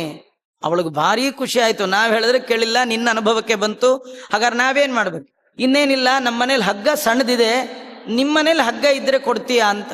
ಅವಳಂದ್ಲು, ಕೃಷ್ಣನ್ ಕಟ್ಟೋದಾದ್ರೆ ಹಗ್ಗ ಇಲ್ಲ ಅಂತೀನ ಅಂತ ಹೇಳಿ, ಅದು ಯಾವ ಮಾಸದ ಧರ್ಮವೋ ಹಗ್ಗದಾನ, ಕೃಷ್ಣಾರ್ಪಣ ಅಂತ ಹೇಳಿ ಹಗ್ಗವನ್ನೇ ಕೊಟ್ಟಿದ್ದಾಳೆ. ಹಗ್ಗ ತಗೊಂಬಂದ್ಲು, ಕಟ್ಟಿದ್ಲು. ಅದನ್ನ ಜಾಯಿಂಟ್ ಮಾಡಿ ಕೃಷ್ಣನ ಕಟ್ಟಿದ್ರೆ ಮೊದಲು ಎಷ್ಟು ಕಡಿಮೆ ಇತ್ತೋ ಅಷ್ಟೇ ಕಡಿಮೆ ಆಯ್ತಂದ. ಅವಳಿಗೆ ಕಟ್ಟುವ ಯಶೋದೆಗೆ ಇದೇನು ಆಶ್ಚರ್ಯ, ಹೋದ್ ಸತಿ ಹಗ್ಗದಲ್ಲೂ ಇಷ್ಟೇ ಇತ್ತು, ಹೊಸ ಹಗ್ಗ ತಂದು ಜಾಯಿಂಟ್ ಮಾಡಿದಾಗ್ಲೂ ಇಷ್ಟೇ ಕಡಿಮೆ ಇದೆಯಲ್ಲ ಅಂತ ಅನ್ನಿಸ್ತಿರ್ಲಿಲ್ಲಂತೆ. ಯಾಕೆ ಗೊತ್ತಾ? ದಿಯೋಯೋನ ಪ್ರಚೋದಯಾತ್. ಅವನ್ ಬುದ್ಧಿ ಕೊಟ್ರೆ ಉಂಟು, ಇಲ್ದೇ ಇದ್ರಿಲ್ಲ. ಬಲಿಚಕ್ರವರ್ತಿ 2 ಹೆಜ್ಜೆ ಆಯ್ತು, ದೇವರಂದ 3ನೇ ಹೆಜ್ಜೆಗೆ ಎಲ್ ದಾರಿಯಿಂದ ನನ್ನ ತಲೆ ಮೇಲಿಡು ಅಂತ. ದೇವರಂದ ತಲೆ ನಿಂದು ಇಡು ಅನ್ನೋ ಬುದ್ಧಿ ಕೊಟ್ಟದ್ಯಾರೋ, ಅದು ನಂದೇ ಅಂದ ಅವನು. ಹಾಗಾದ್ರೆ ತಲೆ ಏನೋ ನಮ್ದೇ, ಬುದ್ಧಿ ಕೊಡೋನು ಯಾರು? ಎಷ್ಟೋ ಜನಕ್ಕೆ ಮರ್ತು ಹೋಗುತ್ತೆ. ಯಾಕೆ ಮರ್ತು ಹೋಗುತ್ತೆ? ಉತ್ತರನೇ ಇಲ್ಲ. ದೇವರು ಮರೆಸ್ಬಿಡ್ತಾ. ನಮ್ಗೆ ತುಂಬಾ ಮರವು ಯಾಕೆ ಗೊತ್ತಾ? ದೇವರನ್ನು ಮರೆತದ್ದಕ್ಕೆ ದೇವರು ನಮ್ಮೊಳಗೆ ಎಲ್ಲವನ್ನೂ ಮರೆಸ್ಬಿಡ್ತಾರೆ. ನೀವು ದೇವರ ನೆನಪಿಟ್ಕೊಳ್ಳಿ, ದೇವರು ಒಳಗಿದ್ದು ಎಲ್ಲವನ್ನೂ ನೆನಪಿಡಿಸ್ಕೊಳ್ತಾರೆ. ನಾವು ಹೆಚ್ಚೆಚ್ಚು ದೇವರನ್ನು ಮರೆತದ್ದಕ್ಕೆ ನಮಗೂ ಜೀವನದಲ್ಲಿ ಹೆಚ್ಚೆಚ್ಚು ಮರೆವೇ ಮನುಷ್ಯರ ಸಹಜ ಗುಣ. ಮರೆವಿಲ್ಲದ್ದು ಅಮರರ ಲಕ್ಷಣ. ದೇವತೆಗಳಿಗೆ ಮರವೇ ಇಲ್ಲ, ಯಾಕಂದ್ರೆ ಅವ್ರು ದೇವರನ್ನೂ ಮರೆಯಲ್ಲ, ಯಾವ ಈವೆಂಟ್ಸ್ನೂ ಮರೆಯಲ್ಲ. ನಾವು ದೇವರನ್ನೇ ಮರ್ತಿದ್ದೀವಿ, ಆದ ಕಾರಣ ನಮಗೆಲ್ಲ ಮರವಾಗ್ತಿರುತ್ತೆ. ಇವಳು ಪಕ್ಕದ ಮನೆ ಹಗ್ಗ ತಂದು ಜೋಡಿಸಿದ್ರು 2 ಇಂಚೆ ಕಡಿಮೆ ಬಿತ್ತಂದು. ವಾದಿರಾಜರು ವರ್ಣನೆ ಮಾಡ್ತಾರೆ, ಈ ದೇವ್ರು ಏನ್ ಮಾಡ್ತಿದ್ದ ಅಂದ್ರೆ, ಪ್ರತಿ ಮನೆಗೆ ಹೋಗಿ ಹಗ್ಗ ತಂದು ಜಾಯಿಂಟ್ ಮಾಡಿದಾಗ ಅವಳ ಮನಸ್ಸಿನಲ್ಲಿ ಆಶೆಯನ್ನ ಹುಟ್ಟಿಸ್ತಿದ್ನಂತೆ. ಏನಂದ್ರೆ, ಇನ್ನೊಂದ್ ಮನೆಗೆ ಹೋಗಿ ಹಗ್ಗ ತಂದ್ಬಿಟ್ರೆ ಸಾಕು, ಇವನ್ ಕಟ್ ಹಾಕ್ಬಿಡ್ಬೋದು. ಇನ್ನೊಂದ್ ಮನೆಗೆ ಹೋಗಿ ಹಗ್ಗ ತಂದ್ಬಿಟ್ರೆ ಸಾಕು. ಈ ಆಶೆ ಜೀವನದಲ್ಲಿ ಆಶೆ ಕೊಡುವವ ದೇವರೇ. ದೇವರನ್ನ ಆಶೆ ಕೊಡು ಅಂತ ಕೇಳ್ಬೇಕಂತ. ಯಾವ ಆಶೆ? ಈ ಥರದ್ದಲ್ಲ. ಕನಕದಾಸರು ಹೇಳ್ತಾರೆ, ಈಶ ನಿನ್ನ ಚರಣ ಭಜನೆ ಆಸೆಯಿಂದ ಮಾಡುವೇನು. ಆ ಆಸೆ ಕೊಡ್ಬೇಕು. ಇವಳಿಗೆ ಏನ್ ಆಸೆ ಅಂದ್ರೆ, ಏನಾದ್ರೂ ಮಾಡಿ ಕೃಷ್ಣನ್ ಕಟ್ಬಿಡ್ಬೇಕು. ಕಟ್ಟಕ್ ಆಗ್ತಿಲ್ವಲ್ಲ ಅಂದ್ರೆ ಇನ್ನೊಂದು ಮನೆ ಹಗ್ಗ ತಂದ್ರೆ ಸಾಕು. ಹಗ್ಗ ರೌಂಡ್ ಆಗಿ ಇಷ್ಟತ್ರ ಬಂದಿದೆ, ಅಟ್ಟಾದ್ರೂ 1 ರೌಂಡ್ ಕೃಷ್ಣನ್ ಸುತ್ತ ಹಾಕ್ಲಿಕ್ಕೆ ಆಗ್ತಿಲ್ಲ. 2 ಇಂಚು ಕಡೆಗೆ ಪಕ್ಕದ ಮನೆಗೆ ಹೋದ್ಲು, ಮುಂದಿನ ಮನೆಗೆ ಹೋದ್ಲು, ಯಾರ ಮನೆಗೆ ಹೋದ್ರೂ ಆಗ್ತಿಲ್ಲ. ಆದ್ರೆ ಇವಳ ತಲೆಯಲ್ಲಿ ಮಾತ್ರ ಕಟ್ಬೋದು ಅನ್ನುವ ಆಶೆ ಹೋಗಿಲ್ಲ. ಶಾಶಾಮು ಸ್ವಪ್ರಸುವಂ ವಿದಾತು ಈಶತ್ವಮಪ್ಯಾತ್ಮಗತಂ ಮುಕುಂದ ಬದ್ಧಂ ಋಣದ್ದಿ ಸ್ಮ ತದತ್ತದಾಮ ಸಂದರ್ಶಯನ್ ಸ್ವಾತ್ಮನಿ ಕಿಂಚಿದೂನಂ. ಮೋಕ್ಷಪ್ರದಾಯಕನಾದಂತಹ ಕೃಷ್ಣ ಪರಮಾತ್ಮ ಎಲ್ಲಿ ತನಕ ತನ್ನ ತಾಯಿಗೆ ನಾನು ಮಗ ಅನ್ನುವ ಬುದ್ಧಿ ಇದೆ ಅಲ್ಲಿವರೆಗೂ ನನ್ನನ್ನು ಕಟ್ಟೋದು ಬೇಡ ಅಂತ ಅವನಿಚ್ಛೆ. ಆದರೆ ಅವಳಿಗೆ ಮಾತ್ರ ಆಶೆಯನ್ನೇ ಕೊಡ್ತಿದ್ದ, ಕಟ್ಟುವ ಬುದ್ಧಿಯನ್ನು ಕೊಡ್ತಾ ಇದ್ದ. ಎಲ್ಲಾರ ಮನೆಗೂ ಹೋದ್ಲು. ಹೋದ ಮನೆಯಲ್ಲೆಲ್ಲ ಅವ್ರು ಸಂತೋಷದಿಂದ ಹಗ್ಗದಾನಂ ಅಂತ ಕೊಟ್ರು. ಅದೇ ಅಧಿಕ ಮಾಸದಲ್ಲಿ 33 ಹಗ್ಗ ಅದು ಯಾರು ಕೊಟ್ರೋ ಎಲ್ಲರೂ ಕೊಟ್ರು. ಎಲ್ಲಾರ ಮನೇನೂ ಆಯ್ತು. ಎಲ್ಲಾರ ಮನೆ ಮುಗಿದ ಮೇಲೂ ಕೃಷ್ಣ ಕಟ್ಲಿಕ್ಕೆ ಆಗ್ಲೇ ಇಲ್ಲ. ಅಷ್ಟು ದೊಡ್ಡ ಹಗ್ಗ ನೋಡಿ ಕೂಡ ಅವಳಿಗೆ ಅನ್ನಿಸ್ಲಿಲ್ಲ. ಹಗ್ಗ ದೊಡ್ಡದಾಯ್ತು, ಕೃಷ್ಣ ಅಷ್ಟೇ ಇದ್ದಾನೆ, ಕಟ್ಲಿಕ್ಕಾಗೋಲ್ಲ ಅಂತ ಅನ್ನಿಸ್ಲೇ ಇಲ್ಲಂತ. ಯಾಕಂದ್ರೆ ದೇವ್ರ ಬುದ್ಧಿ ಕೊಡ್ಲೇ ಇಲ್ಲ. ಕಡೆಗೆ ಇನ್ನೊಬ್ಳು ಮನೆಗೆ ಹೋದ್ಲು, ಸ್ವಲ್ಪ ಹಗ್ಗ ಇದ್ರೆ ಕೊಡ್ತೀರಾ ಅಂತ. ಅವಳಂದ್ಲು, ಏನಮ್ಮ ಇದು 2ನೇ ಬಾರಿ ಬಂದಿಲ್ಲಮ್ಮ, ನಮ್ಮ ಮನೆಗೆ ಬಂದು ಮೊದಲು ನಮ್ಮ ಮನೆಗೆ ಬಂದಿದ್ ನೀನು, ಇಡೀ ನಂದಗೋಕುಲ ಪೂರ ಮುಗಿಸಿ 2ನೇ ರೌಂಡು, ಈ ಸ್ವೀಟ್ ಎಲ್ಲ ಒಂದ್ಸತಿ ಕೇಳಿ 2ನೇ ಸತಿ ವಿಚಾರಣೆ ಅಂತ ಬರ್ತಾರಲ್ಲ ಹಾಗೆ ನೀ 2ನೇ ಸತಿ ಬಂದಿದ್ಯಾ, ನಮ್ಮ ಎಲ್ಲಿದೆ ಹಗ್ಗ? ಹೋದ ವರ್ಷ ಅಧಿಕ ಮಾಸದಲ್ಲೇ ಕೊಟ್ಟಾಯ್ತು, ಈಗ ಯಾವ ಅಧಿಕ ಮಾಸವೂ ಇಲ್ಲ, ದಾನವೂ ಇಲ್ಲ, ಹಗ್ಗ ನಮ್ಮ ಮನೇಲಿ ಇಲ್ಲ ಅಂದಾಗ ಅವಳಿಗೆ ಆಶ್ಚರ್ಯ ಆಗಿದೆ. ಇಡೀ ಊರಿನ ಎಲ್ಲ ಮನೆಗಳ ಹಗ್ಗ ಇವಳು ಮನೆ ಮುಂದೆನೇ ಇದೆ, ಕೃಷ್ಣನ ಮುಂದೆನೇ ಇದೆ, ಹಗ್ಗಗಳು ಹೀಗೆ ಬಿದ್ದಿದೆ. ಆದರೆ ಪುಟ್ಟ ಕೃಷ್ಣನ ಸೊಂಟಕ್ಕೆ ಸುತ್ತಲಿಕ್ಕೆ ಆಗಲಿಲ್ಲ. ಆಗ ಅವಳು ಸ್ವಲ್ಪ ಯೋಚನೆ ಶುರು ಮಾಡಿದ್ಲು. ಹಗ್ಗ ನೋಡಿದ್ಲು, ಕೃಷ್ಣನ್ ನೋಡಿದ್ಲು, ಹಗ್ಗ ನೋಡಿದ್ಲು, ಕೃಷ್ಣ ನೋಡಿದ್ಲು. ಇದೇ ವಿಮರ್ಶೆ, ಇದೇ ವಿಚಾರ ಮಾಡ್ತಾ ಇದ್ದಾಳೆ. ಓಂ ಅಥಾತೋ ಬ್ರಹ್ಮ ಜಿಜ್ಞಾಸ ಕರ್ತವ್ಯ.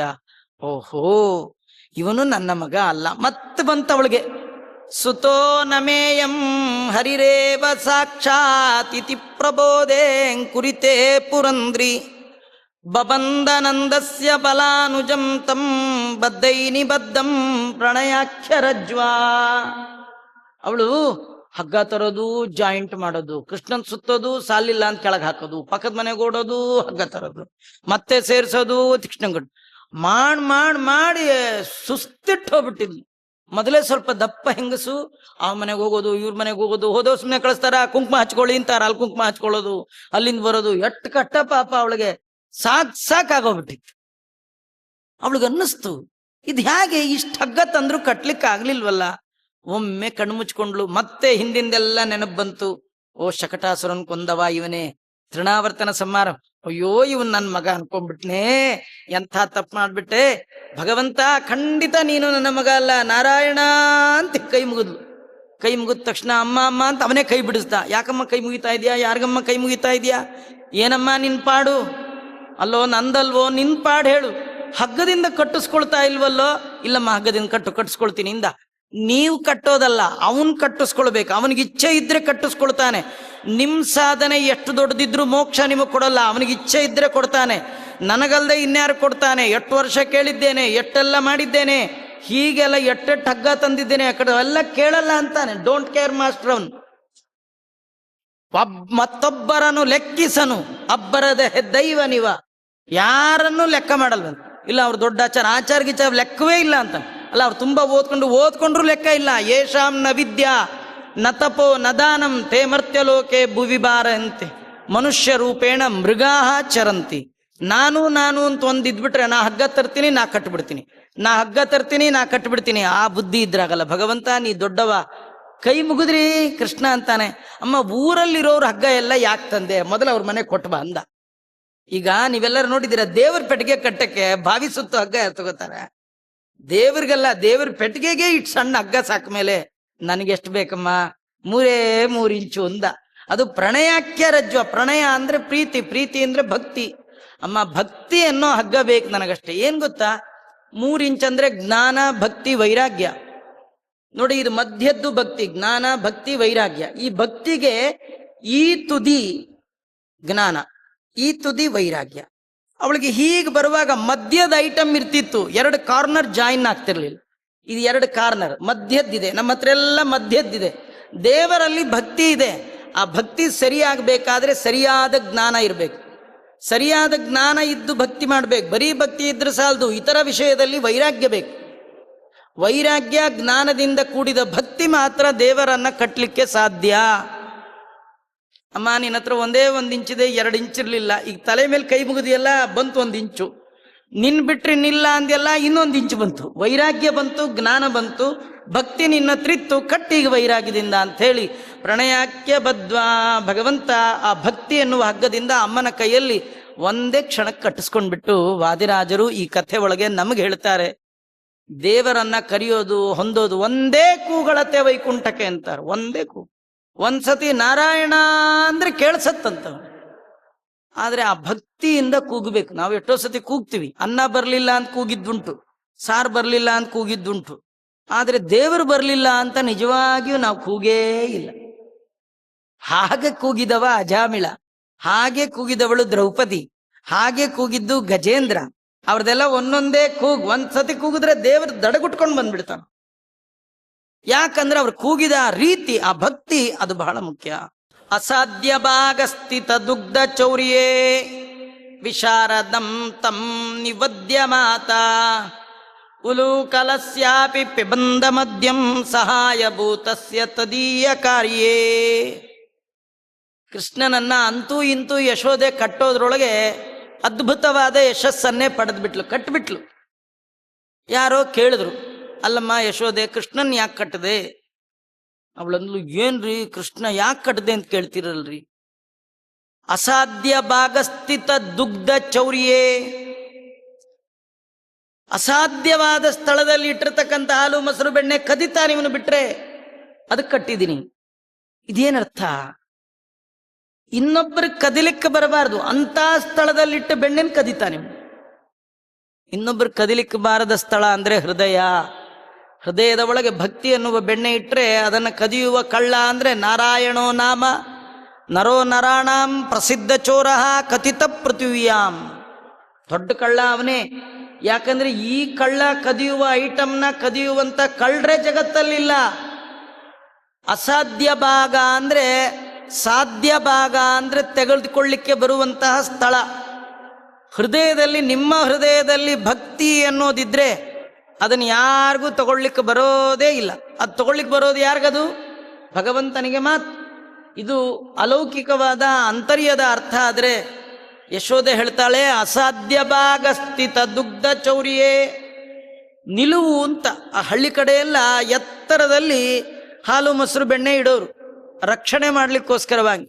ಎಷ್ಟೇ ಎತ್ತರದಲ್ಲಿಟ್ಟರು ಕೃಷ್ಣನ ಮನಸ್ಸು ಬಂದ್ರೆ ಕದ್ದೇ ಬಿಡ್ತಿದ್ದನು. ಕೆಲವು ಸತಿ ಏನೇನು ಹಾಕ್ಕೊಂಡ್ರು ಸಿಗ್ತಿರ್ಲಿಲ್ಲ. ಕೆಲವ್ರ ಮನೆಗೆ ಈ ಹಾಕೊಳ್ಳೋ ಪ್ಲಾನೇ ಇಟ್ಕೊಳ್ತಿರ್ಲಿಲ್ಲ. ಕೆಲವ್ರ ಮನೆಗೆ ಹೋಗ್ತಿದ್ದ, ಸುಮ್ಮನೆ ಹೀಗೆ ನೋಡ್ತಿದ್ದ. ಅತೀ ಎತ್ತರದಲ್ಲಿದ್ರೆ ಒಂದ್ಸತಿ ಮನೆ ಪಾತ್ರೆಗಳನ್ನೆಲ್ಲ ನೋಡೋನು, ಸಾಲದು ಅಂತ ಆದ್ರೆ ಪಾತ್ರೆ ಯೂಸೇ ಮಾಡ್ತಿರ್ಲಿಲ್ಲ. ಮತ್ತೇನ್ ಮಾಡ್ತಿದ್ದ ಅಂದ್ರೆ ತಾನು ಇಷ್ಟೇ ಹೈಟ್ ಇರ್ತಿದ್ದ, ಕೈ ಮಾತ್ರ ಬೆಳೆಸ್ಬಿಡೋನು.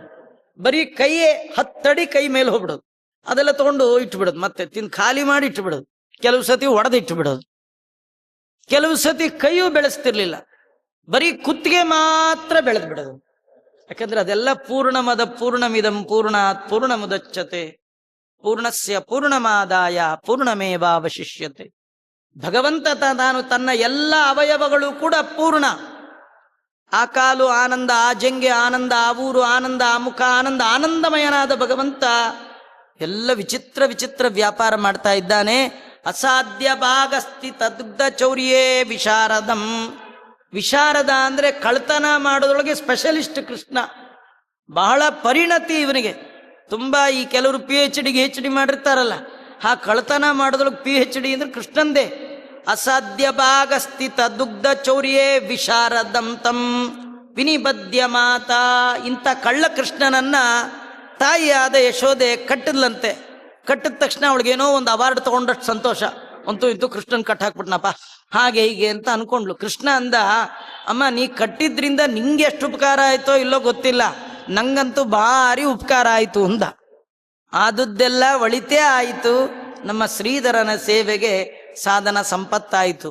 ಅಮ್ಮ ಕೃಷ್ಣ ಅಮ್ಮಂಗಂದ, ಅಮ್ಮ ಒರಳಕ್ಕೆ ಕಟ್ಟಿದ್ರಿಂದ ನಂಗೆ ಪ್ರಾಬ್ಲಮ್ ಇಲ್ಲ, ನಿಂಗೆ ಪ್ರಾಬ್ಲಮ್. ಯಾಕೆಂದ್ರೆ ನಿಂಗೆ ಚಟ್ನಿ ಇಡ್ಲಿ ರುಬ್ಬಕ್ಕೆ ಒರಳೇ ಇಲ್ಲ, ನೋಡು ಎಳ್ಕೊಂಡು ಹೋಗ್ಬಿಡ್ತೀನಿ ಅಂತಂದ. ನಿಂಗೇನು ಅನುಕೂಲ ಅಂದ್ರೆ ಕೃಷ್ಣ ಅಂತಾನೆ, ನಂಗೊಂದು ಕೆಲ್ಸಕ್ಕೆ ಬೇಕಿದೆ ಇದು ಒರಳು ಅಂತ ಹೇಳಿ ಕೃಷ್ಣ ಪರಮಾತ್ಮ ನನ್ನ ಏನು ಒಂದು ಮುಂದಿನ ಸಂಕಲ್ಪ ಇದೆ, ಕಾರ್ಯ ಇದೆ, ಅದಕ್ಕೆ ನೀ ಮಾಡಿದ್ದು ಸಹಾಯ ಆಯಿತು ಅಂತ ಕೃಷ್ಣ ಅಂತ ಇದ್ದಾನೆ. ಕೃಷ್ಣನಿಗೆ ಯಶೋದೆ ಕಟ್ಟಿದ ಮೇಲೆ ಅಂದ್ಲಂತೆ, ಕೃಷ್ಣ ಎಷ್ಟು ಕಷ್ಟ ಕೊಡ್ತೀಯಪ್ಪ, ಎಷ್ಟು ಚೇಷ್ಟೆ ಮಾಡ್ತೀಯಪ್ಪ, ಬೇರೆ ಎಲ್ಲ ಮಕ್ಕಳು ಮನೆ ಒಳಗೆ ಚೇಷ್ಟೆ ಮಾಡ್ತಾರೆ, ನೀನು ಮನೆ ಒಳಗೆ ಹೊರಗೆ ಬೀದಿ ಎಲ್ಲಂದ್ರಲ್ಲಿ ಚೇಷ್ಟೆ ಮಾಡ್ತೀಯಲ್ಲಪ್ಪ, ಯಾಕಪ್ಪ ಇಷ್ಟು ಚೇಷ್ಟೆ ಮಾಡ್ತೀಯ? ನೀನು ಹೀಗೆ ಚೇಷ್ಟೆ ಮಾಡ್ತಿದ್ರೆ ಮನೆ ಕೆಲಸ ಮಾಡೋರು ಯಾರು?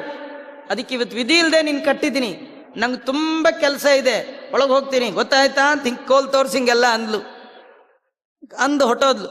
ಕೃಷ್ಣ ಅನ್ಕೊಂಡ, ಅಮ್ಮ ಒಂದು 30-40 ಸೈಟಲ್ಲಿ ಮನೆ ಕಟ್ಟೆ, ಮನೆ ಕೆಲಸ ಅಂತೀಯ, 14 ಲೋಕ 84 ಲಕ್ಷ ವೆರೈಟಿ ಜೀವರಾಶಿಗಳು, ಇವ್ರಿಗೆಲ್ಲ ಡೈಲಿ ಊಟ ಕೊಡೋ ನಾನು, ನೋಡ್ಕೊಳ್ಳೋದು ನಾನು, ನನಗೆ ಎಷ್ಟು ಕೆಲಸ ಇರಬೇಡ, ಒಂದು ಪುಟ್ಟ ಮನೆ ಒಳಗೆ ಬಾಡಿಗೆ ಮನೆ ಒಳಗೆ ಇಷ್ಟು ಕೆಲಸ ಅಂತ ಹೊಡ್ಕೋತೀರಿ, ನಂದು 14 ಲೋಕ, ಬ್ರಹ್ಮ ಅಂಡಂಬರ ಮಂದಿರಂ ಸುರಗಣ ಯಸ್ಯ ಪ್ರಭೋ ಸೇವಕ. ನಾನು ಎಷ್ಟು ಜನರ ವ್ಯವಸ್ಥೆ ಮಾಡಲಿಕ್ಕಿದೆ, ಎಷ್ಟು ಕೆಲಸ ಇದೆ. ಒಂದು ಕೆಲಸ ಮಾಡಮ್ಮ, ನಿನ್ನ ಪಾಡಿಗೆ ನಿನ್ನ ಕೆಲ್ಸಕ್ಕೆ ಹೋಗು, ನಾನು ನನ್ನ ಪಾಡಿಗೆ ನನ್ನ ಕೆಲ್ಸಕ್ಕೆ ಹೋಗ್ತೀನಿ ಅಂತ ಅಮ್ಮ ಹೋಗೋವರೆಗೂ ಸುಮ್ಮನಿದ್ದ. ಅಮ್ಮ ಆ ಕಡೆ ಹೋದ ತಕ್ಷಣ ಕೃಷ್ಣ ಪರಮಾತ್ಮ ವರಳನ್ನ ಎಳ್ಕೊಂಡು ಬಂದ. ಈ ವರಳು ಎಳ್ಕೊಂಡು ಬಂದದ್ರೊಳಗೂ ಒಂದು ಒಳ್ಳೆ ಕಥೆ ಇದೆ. ಪ್ರತಿ ಹೆಜ್ಜೆ ಭಾಗವತದ ಒಂದೊಂದು ಕಥೆ ಒಳಗೆ ಆಧ್ಯಾತ್ಮ ಸಂದೇಶ. ವರಳು ಎತ್ತರ, ಕೃಷ್ಣ ಇಷ್ಟೇ ಇದ್ದ, ಕೃಷ್ಣ ಸಣ್ಣವ, ವರಳು ದೊಡ್ಡದು. ಹಿಂದಿನಿಂದ ನೋಡೋರ್ಗೆ ಏನ್ ಕಾಣ್ತಿತ್ತು ಅಂದ್ರೆ ವರಳೇ ಬರ್ತಾ ಇದೆಯೇನೋ ಅನ್ನೋ ಹಾಗೆ ಕಾಣ್ತಿತ್ತು. ಆದ್ರೆ ನಿಜವಾಗಿಯೂ ವರಳು ಬರ್ತಿದ್ದಲ್ಲ, ಅದು ಕೃಷ್ಣ ವರಳನ್ನ ಎಳ್ಕೊಂಡು ಬರ್ತಿದ್ದ. ಈ ಕಥೆ ಒಳಗೆ ನಾವೇನ್ ತಿಳ್ಕೊಳ್ಬೇಕು ಅಂದ್ರೆ, ನಾವು ಎಲ್ಲ ವರಳಿದ್ದ ಹಾಗೆ ನಾವೇ ಬರ್ತಿದೀವಿ ಅಂತ ಅನ್ಕೊಂಡಿರ್ತಾರೆ. ನಮ್ಮೊಳಗೆ ಭಗವಂತ ಇದ್ದದ್ರಿಂದಲೇ ಬರ್ತಾ ಇರೋದು. ಅಂತರ್ಧ್ರುವಾಯ ಅನುಪಲಭ್ಯ ವರ್ತಮನೆ, ನಮ್ಮೆಲ್ಲರ ಒಳಗೆ ದೇವರಿದ್ದಾನೆ. ಕಾಣ್ತಾನ? ಕಾಣಲ್ಲ. ಯಾಕೆ ಕಾಣಲ್ಲ ಅಂದ್ರೆ ಅಣೋರಣೀಯಾನ್ ಮಹತೋ ಮಹೀಯಾನ್ ಆತ್ಮ ಗುಹಾಯಾನ್ ನಿಹಿತೋಸ್ಯ ಜಂತೋ. ಸಕಲ ಪ್ರಾಣಿಗಳ ಒಳಗೆ, ಅಣುರೂಪದ ಒಳಗೆ, ಗುಹಾ ಒಳಗೆ ಆ ಭಗವಂತ ಅಣುರೂಪದಲ್ಲಿದ್ದಂತ ಸೂಕ್ಷ್ಮ ಸೂಕ್ಷ್ಮ ಸೂಕ್ಷ್ಮ, ಕಣ್ಣಿಗೆ ಕಾಣೋದೇ ಇಲ್ಲ. ಜಗನ್ನಾಥದಾಸರು ಹೇಳುವಾಗ, ಕುದುರೆ ಬಾಲ ಕೊನೆಯ ಕೂದಲು, ಅದನ್ನ 100 ಬಾರಿ ಕತ್ತರಿಸಿ 101 ಒಳಗೆ ಒಂದನ್ನ ಮತ್ತೆ 100 ಬಾರಿ ಕತ್ತರಿಸಿದ್ರೆ ಎಷ್ಟು ದಪ್ಪ ಇರುತ್ತೆ, ಅಷ್ಟು ಪರಮಾತ್ಮ ಇದ್ದಾನೆ. ಜೀವಾತ್ಮನ ಒಳಗೆ ಪರಮಾತ್ಮ ಅಂದ್ರೆ ಅವನ್ ಕಾಣ್ತಾನ. ಎದುರು ಕೂತವರೇ ಕಾಣಲ್ಲ, ಒದ್ಕೊಂಡು ಹೋಗ್ತಿರ್ತೀವಿ. ಒಳಗಿರೋ ಭಗವಂತನ ನೋಡೋ ಯೋಗ್ಯತೆಗೆ ಅದು ಬೇರೆ ಕಣ್ಣೇ ಬೇಕು. ಆದ್ರೆ ನಾವು ಬರ್ತಿದೀವಿ ಅಂತ ಅನ್ಕೊಳ್ತೀವಿ. ಕರ್ಣಾಭಿಮಾನಿಗಳು ದೇಹವ ಬಿಡಲು ಕುರುಡ ಕಿವಿಡ ಮೂಕ ಎಂದೆನಿಸುವ ಒಳಗಿರುವ ಭಗವಂತ ಹೊರಹೋದ ಅಂತ ಆದ್ರೆ ಇದು ಒರಳು ಕಲ್ಲಿದ್ದ ಹಾಗೆ, ಗುಂಡು ಕಲ್ಲಿದ್ದಾಗ ದಬ್ಬಂತ ಬಿದ್ದೋಗ್ಬಿಡತ್ತೆ. ಇದನ್ನ ಕೇಳೋರಿಲ್ಲ, ನೋಡು. ಹಾಗಾದ್ರೆ ಒರಳು ಬರ್ತಿದೆ ಅಂತ ಅನ್ಕೊಂಡದ್ದೆಷ್ಟು ಮೂರ್ಖತನವೋ. ಭಗವಂತ ಹಾಗ ನಾವು ಬರ್ತಿದೀವಿ ಅಂತ ತಿಳ್ಕೊಳ್ಳೋದು, ನಾವು ನಡೀತಾ ಇದೀವಿ, ನಾವು ಮಾಡ್ತಾ ಇದೀವಿ, ಇದು ಕೂಡ ಅಷ್ಟೇ ಮೂರ್ಖತನ ಅನ್ನುವ ಹಾಗೆ ತಿಳಿಸ್ತಾ ಇದ್ದಾರೆ. ಅನಾಹಿಯ ಕಾರ್ಯ ವಶಜ್ಜನನ್ಯಾಶನೈರಸೌ ಸಾಕಮುಲೂಕಲೇನ ವಿದಾಯ ಗೃಷ್ಟಂ ಸ್ವಕಯೋರನಿಷ್ಠ ಬಿಪ್ಸಿತುಂ ದಾತಮಿವ ಪ್ರತಸ್ತೆ. ಯಶೋದೆ ಕೃಷ್ಣಂಗೆ ಜೋರ್ ಮಾಡಿ ಹೇಳೋದ್ಲು, ಎಲ್ಲೂ ಚೇಷ್ಟೆ ಮಾಡಬೇಡ, ಸುಮ್ಮನೆ ಒಂದೇ ಕಡೆ ಇರ್ಬೇಕು ಇಟ್ಟಂತ ಒಳಗೆ ಹೋದ್ಲಲ್ಲ. ಅವಳಿಗೆ ಅನ್ನಿಸ್ತು, ಇನ್ನೆಲ್ಲ ಹೋಗ್ತಾನೆ ಕೃಷ್ಣ, ಇಷ್ಟು ದೊಡ್ಡ ಒರಳಗ್ ಕಟ್ಬಿಟ್ಟು. ಅಲ್ಲ, ಆಗ್ತಾನೆ ಕೈ ಮುಗಿದಿದ್ಲು, ನಾರಾಯಣ ಅಂತಂದ್ಲು. ಆದ್ರೆ ಒಂದೇ ಕ್ಷಣಕ್ಕೆ ಅನ್ಕೊಂಡ್ಲು, ಇನ್ನೆಲ್ಲ ಹೋಗ್ತಾನೆ, ಸರಿಯಾಗಿ ಒರಳಗ್ ಚೆನ್ನಾಗಿ ಗಟ್ಟಿ ಕಟ್ಟಿ ಹಾಕ್ಬಿಟ್ಟಿದ್ದೀನಿ ಅಂತ ಹೇಳಿ, ಇನ್ನೇನು ಯೋಚನೆ ಇಲ್ಲ ಅಂತ ಹೇಳಿ ಅವಳು ತನ್ನ ಮನೆಯ ಕೆಲಸದಲ್ಲಿ ಆಸಕ್ತಳಾಗಿದ್ದಾಳೆ. ಕೃಷ್ಣ ಹೊರಟೇ ಹೋದ. ಇದು ಕತೆ. ಈ ಕಥೆ ಒಳಗೆ ಇನ್ನೊಂದು ಕಥೆ ಇದೆ. ನಮಗೆಲ್ಲ ಒಂದು ಕತೆ. ಆ ಯಶೋದೆ ಕೃಷ್ಣನ್ ಕಟ್ಟ ಹಾಕ್ಬಿಟ್ಟಿದ್ದೀನಿ, ಇನ್ನೆಲ್ಲ ಹೋಗ್ತಾನೆ ಅಂತ ಒಳಗೆ ಹೋದ್ರೆ ಕೃಷ್ಣ ಹೊರಟೇ ಹೋಗ್ತಾನೆ. ನಾವು ದೇವ್ರ ಪೂಜೆ ಮಾಡಿದ್ದೀವಿ, ದೇವ್ರ ಪಟ್ಟಿಗೆ ಕಟ್ಟಾಯ್ತು, ಇನ್ನೇನ್ ಬೇಕಾದ್ರೂ ಮಾಡ್ಕೊಳ್ತೀನಿ ಹೊರಗೆ ಹೋದ್ರಿ, ಕೃಷ್ಣ ಹೋಗೇ ಬಿಡ್ತಾನೆ. ಹಾಗೆಲ್ಲ ಮಾಡ್ಲಿಕ್ಕಾಗಲ್ಲ. ನೀವು ಒಂದ್ಸತಿ 1 ಗಂಟೆ ಪೂಜೆ ಮಾಡಿ ಪೂಜೆ ಮುಗೀತು, ಒಂದ್ಸತಿ ಕೃಷ್ಣನ್ ಕಟ್ಟಿದ್ವಿ ಮುಗೀತು, ಅವನ್ ಇನ್ನೆಲ್ಲೂ ಹೋಗಲ್ಲ, ಇವತ್ತೇನ್ ಬೇಕು, ಹಂಗೆಲ್ಲ ಇಲ್ಲ. ಪರಿ ಕೆಲಸವು ನಿನ್ನ ಮಹಾಪೂಜೆ. ನೀವು 7ರಿಂದ 8, 8ರಿಂದ 9 ಮಧ್ಯಾಹ್ನ ಯಾವಾಗಲೂ ಮಾಡೋ ಸಾಲಿಗ್ರಾಮದ ಪೂಜೆ ಅದು ಚಿಕ್ಕ ದೇವರ ಪೂಜೆ. ದೊಡ್ಡ ದೇವರ ಪೂಜೆ ಒಂದಿದೆ. ದೊಡ್ಡ ದೇವರ ಪೂಜೆ ಅಂದ್ರೆ ಹಬ್ಬದ ದಿನ ತೆಗೆಯೋದು ಅಂತಲ್ಲ. ಪರಿ ಕೆಲಸವು ನಿನ್ನ ಮಹಾಪೂಜೆ, ಇದು ದೊಡ್ಡ ಪೂಜೆ. ಬೆಳಗ್ಗೆಯಿಂದ ರಾತ್ರಿವರೆಗೂ ಮಾಡುವ ಎಲ್ಲ ಕಾರ್ಯಗಳ ಒಳಗೆ ಭಗವಂತನ ಎಚ್ಚರಿಕೆ ಇದೆಯಲ್ಲ, ಇದು ದೇವರ ಪೂಜೆ. ನೀವು ದೇವರನ್ನು ಮರೆತು ಕೆಲಸದಲ್ಲಿದ್ರಿ, ದೇವರು ಹೊರಟೋಗ್ಬಿಟ್ಟ. ಯಶೋದೆ ಏನ್ ಮಾಡಲು, ಹೇಗಿದ್ರು ಕಟ್ಟಿದೀನಿ, ಇಲ್ಲಿ ಬಿಟ್ಟು ಕೆಲವ್ರೇನು ಕಟ್ಟೋದಲ್ಲ, ಪೂಜೆ ಮಾಡಿ ಪೆಟ್ಟಿಗೆ ಕಟ್ಟಿ ದೇವ್ರ ಮನೆ ಬಾಗ್ಲು ಹಾಕ್ಬಿಡ್ತಾರೆ, ಎಲ್ಲಿ ಹೋಗ್ತಾರೆ ನೋಡೇ ಬಿಡ್ತೀನಿ ಅಂತ. ಅವನು ಹೇಳ್ತಾನೆ, ನೀ ಕಟ್ಟಿದ್ರು ಬಿಡಲ್ಲ, ಮಾಡಿದ್ರು ಬಿಡಲ್ಲ, ಹೋಗ್ಬೇಕು ಅನ್ನೋ ಇಚ್ಛೆ ಬಂದ್ರೆ ಎಂತ ಕಲ್ಲು ಕಟ್ಟಿದ್ರೆ ಎಳ್ಕೊಂಡು ಹೋಗ್ತೀನಿ ನೋಡು, ಅಮ್ಮಂಗೆ ಸಿಗ್ಲಿಲ್ಲ ನಿಂಗೆ ಸಿಗ್ತೀನ ಅನ್ನೋ ಹಾಗೆ ದೇವ್ರನ್ನ ಕಟ್ಟಿದೀನಿ, ನಾ ಎಲ್ಲ ಮಾಡ್ಬಿಟ್ಟಿದೀನಿ, ಇನ್ನೇನ್ ಮಾಡ್ಬೇಕಾದಿಲ್ಲ, ಏಕಾದಶಿ ಮಾಡಿದೀನಿ, ಚಾತುರ್ಮಾಸ ಅದು ಮಾಡಿದೀನಿ, ಇದು ಮಾಡಿದೀನಿ, ಹೀಗೆಲ್ಲ ಅನ್ನೋ ಹಾಗೆ ಇಲ್ಲ. ಪ್ರತಿ ಕ್ಷಣಕ್ಕೆ ಆ ಭಗವಂತನ ಎಚ್ಚರಿಕೆ, ಭಗವಂತನನ್ನ ಮರೆತವರನ್ನ ದೇವರು ಒಂದೇ ಕ್ಷಣಕ್ಕೆ ಮರೆತು ಹೋಗ್ಬಿಡ್ತಾನೆ ಅಂತ ತೋರಿಸ್ಲಿಕ್ಕೇನೋ ಎಂಬಂತೆ ಅವಳು ಆ ಕಡೆ ಹೋದ್ರೆ ಕೃಷ್ಣ ಪರಮಾತ್ಮ ವರಳನ್ನು ಎಳ್ಕೊಂಡು ಕಾಡಿನ ಕಡೆ ಬಂದಿದ್ದಾನೆ. ತನ್ನವರಾದಂತಹ ಭಕ್ತರು ಕಾಡಿನಲ್ಲಿ ತನ್ನ ಬರುವಿಕೆಗಾಗಿ ಕಾಯ್ತಾ ಇದ್ದಾರೆ. ಅಂತಹ ದೇವತೆಗಳ ಉದ್ಧಾರ ಮಾಡ್ಲಿಕ್ಕೆ ಕೃಷ್ಣ ಕಾಡಿನ ಕಡೆ ಹೊರಟ. ಅಲ್ಲಿ ಯಾರಿದ್ರು, ಯಾರನ್ನ ಉದ್ಧಾರ ಮಾಡ್ದ, ಹೇಗೆ ಉದ್ಧಾರ ಮಾಡ್ದ, ನಾಳೆ ನೋಡೋಣ ಅಂತ ಹೇಳ್ತಾ ಶ್ರೀಕೃಷ್ಣಾರ್ಪಣಮಸ್ತು.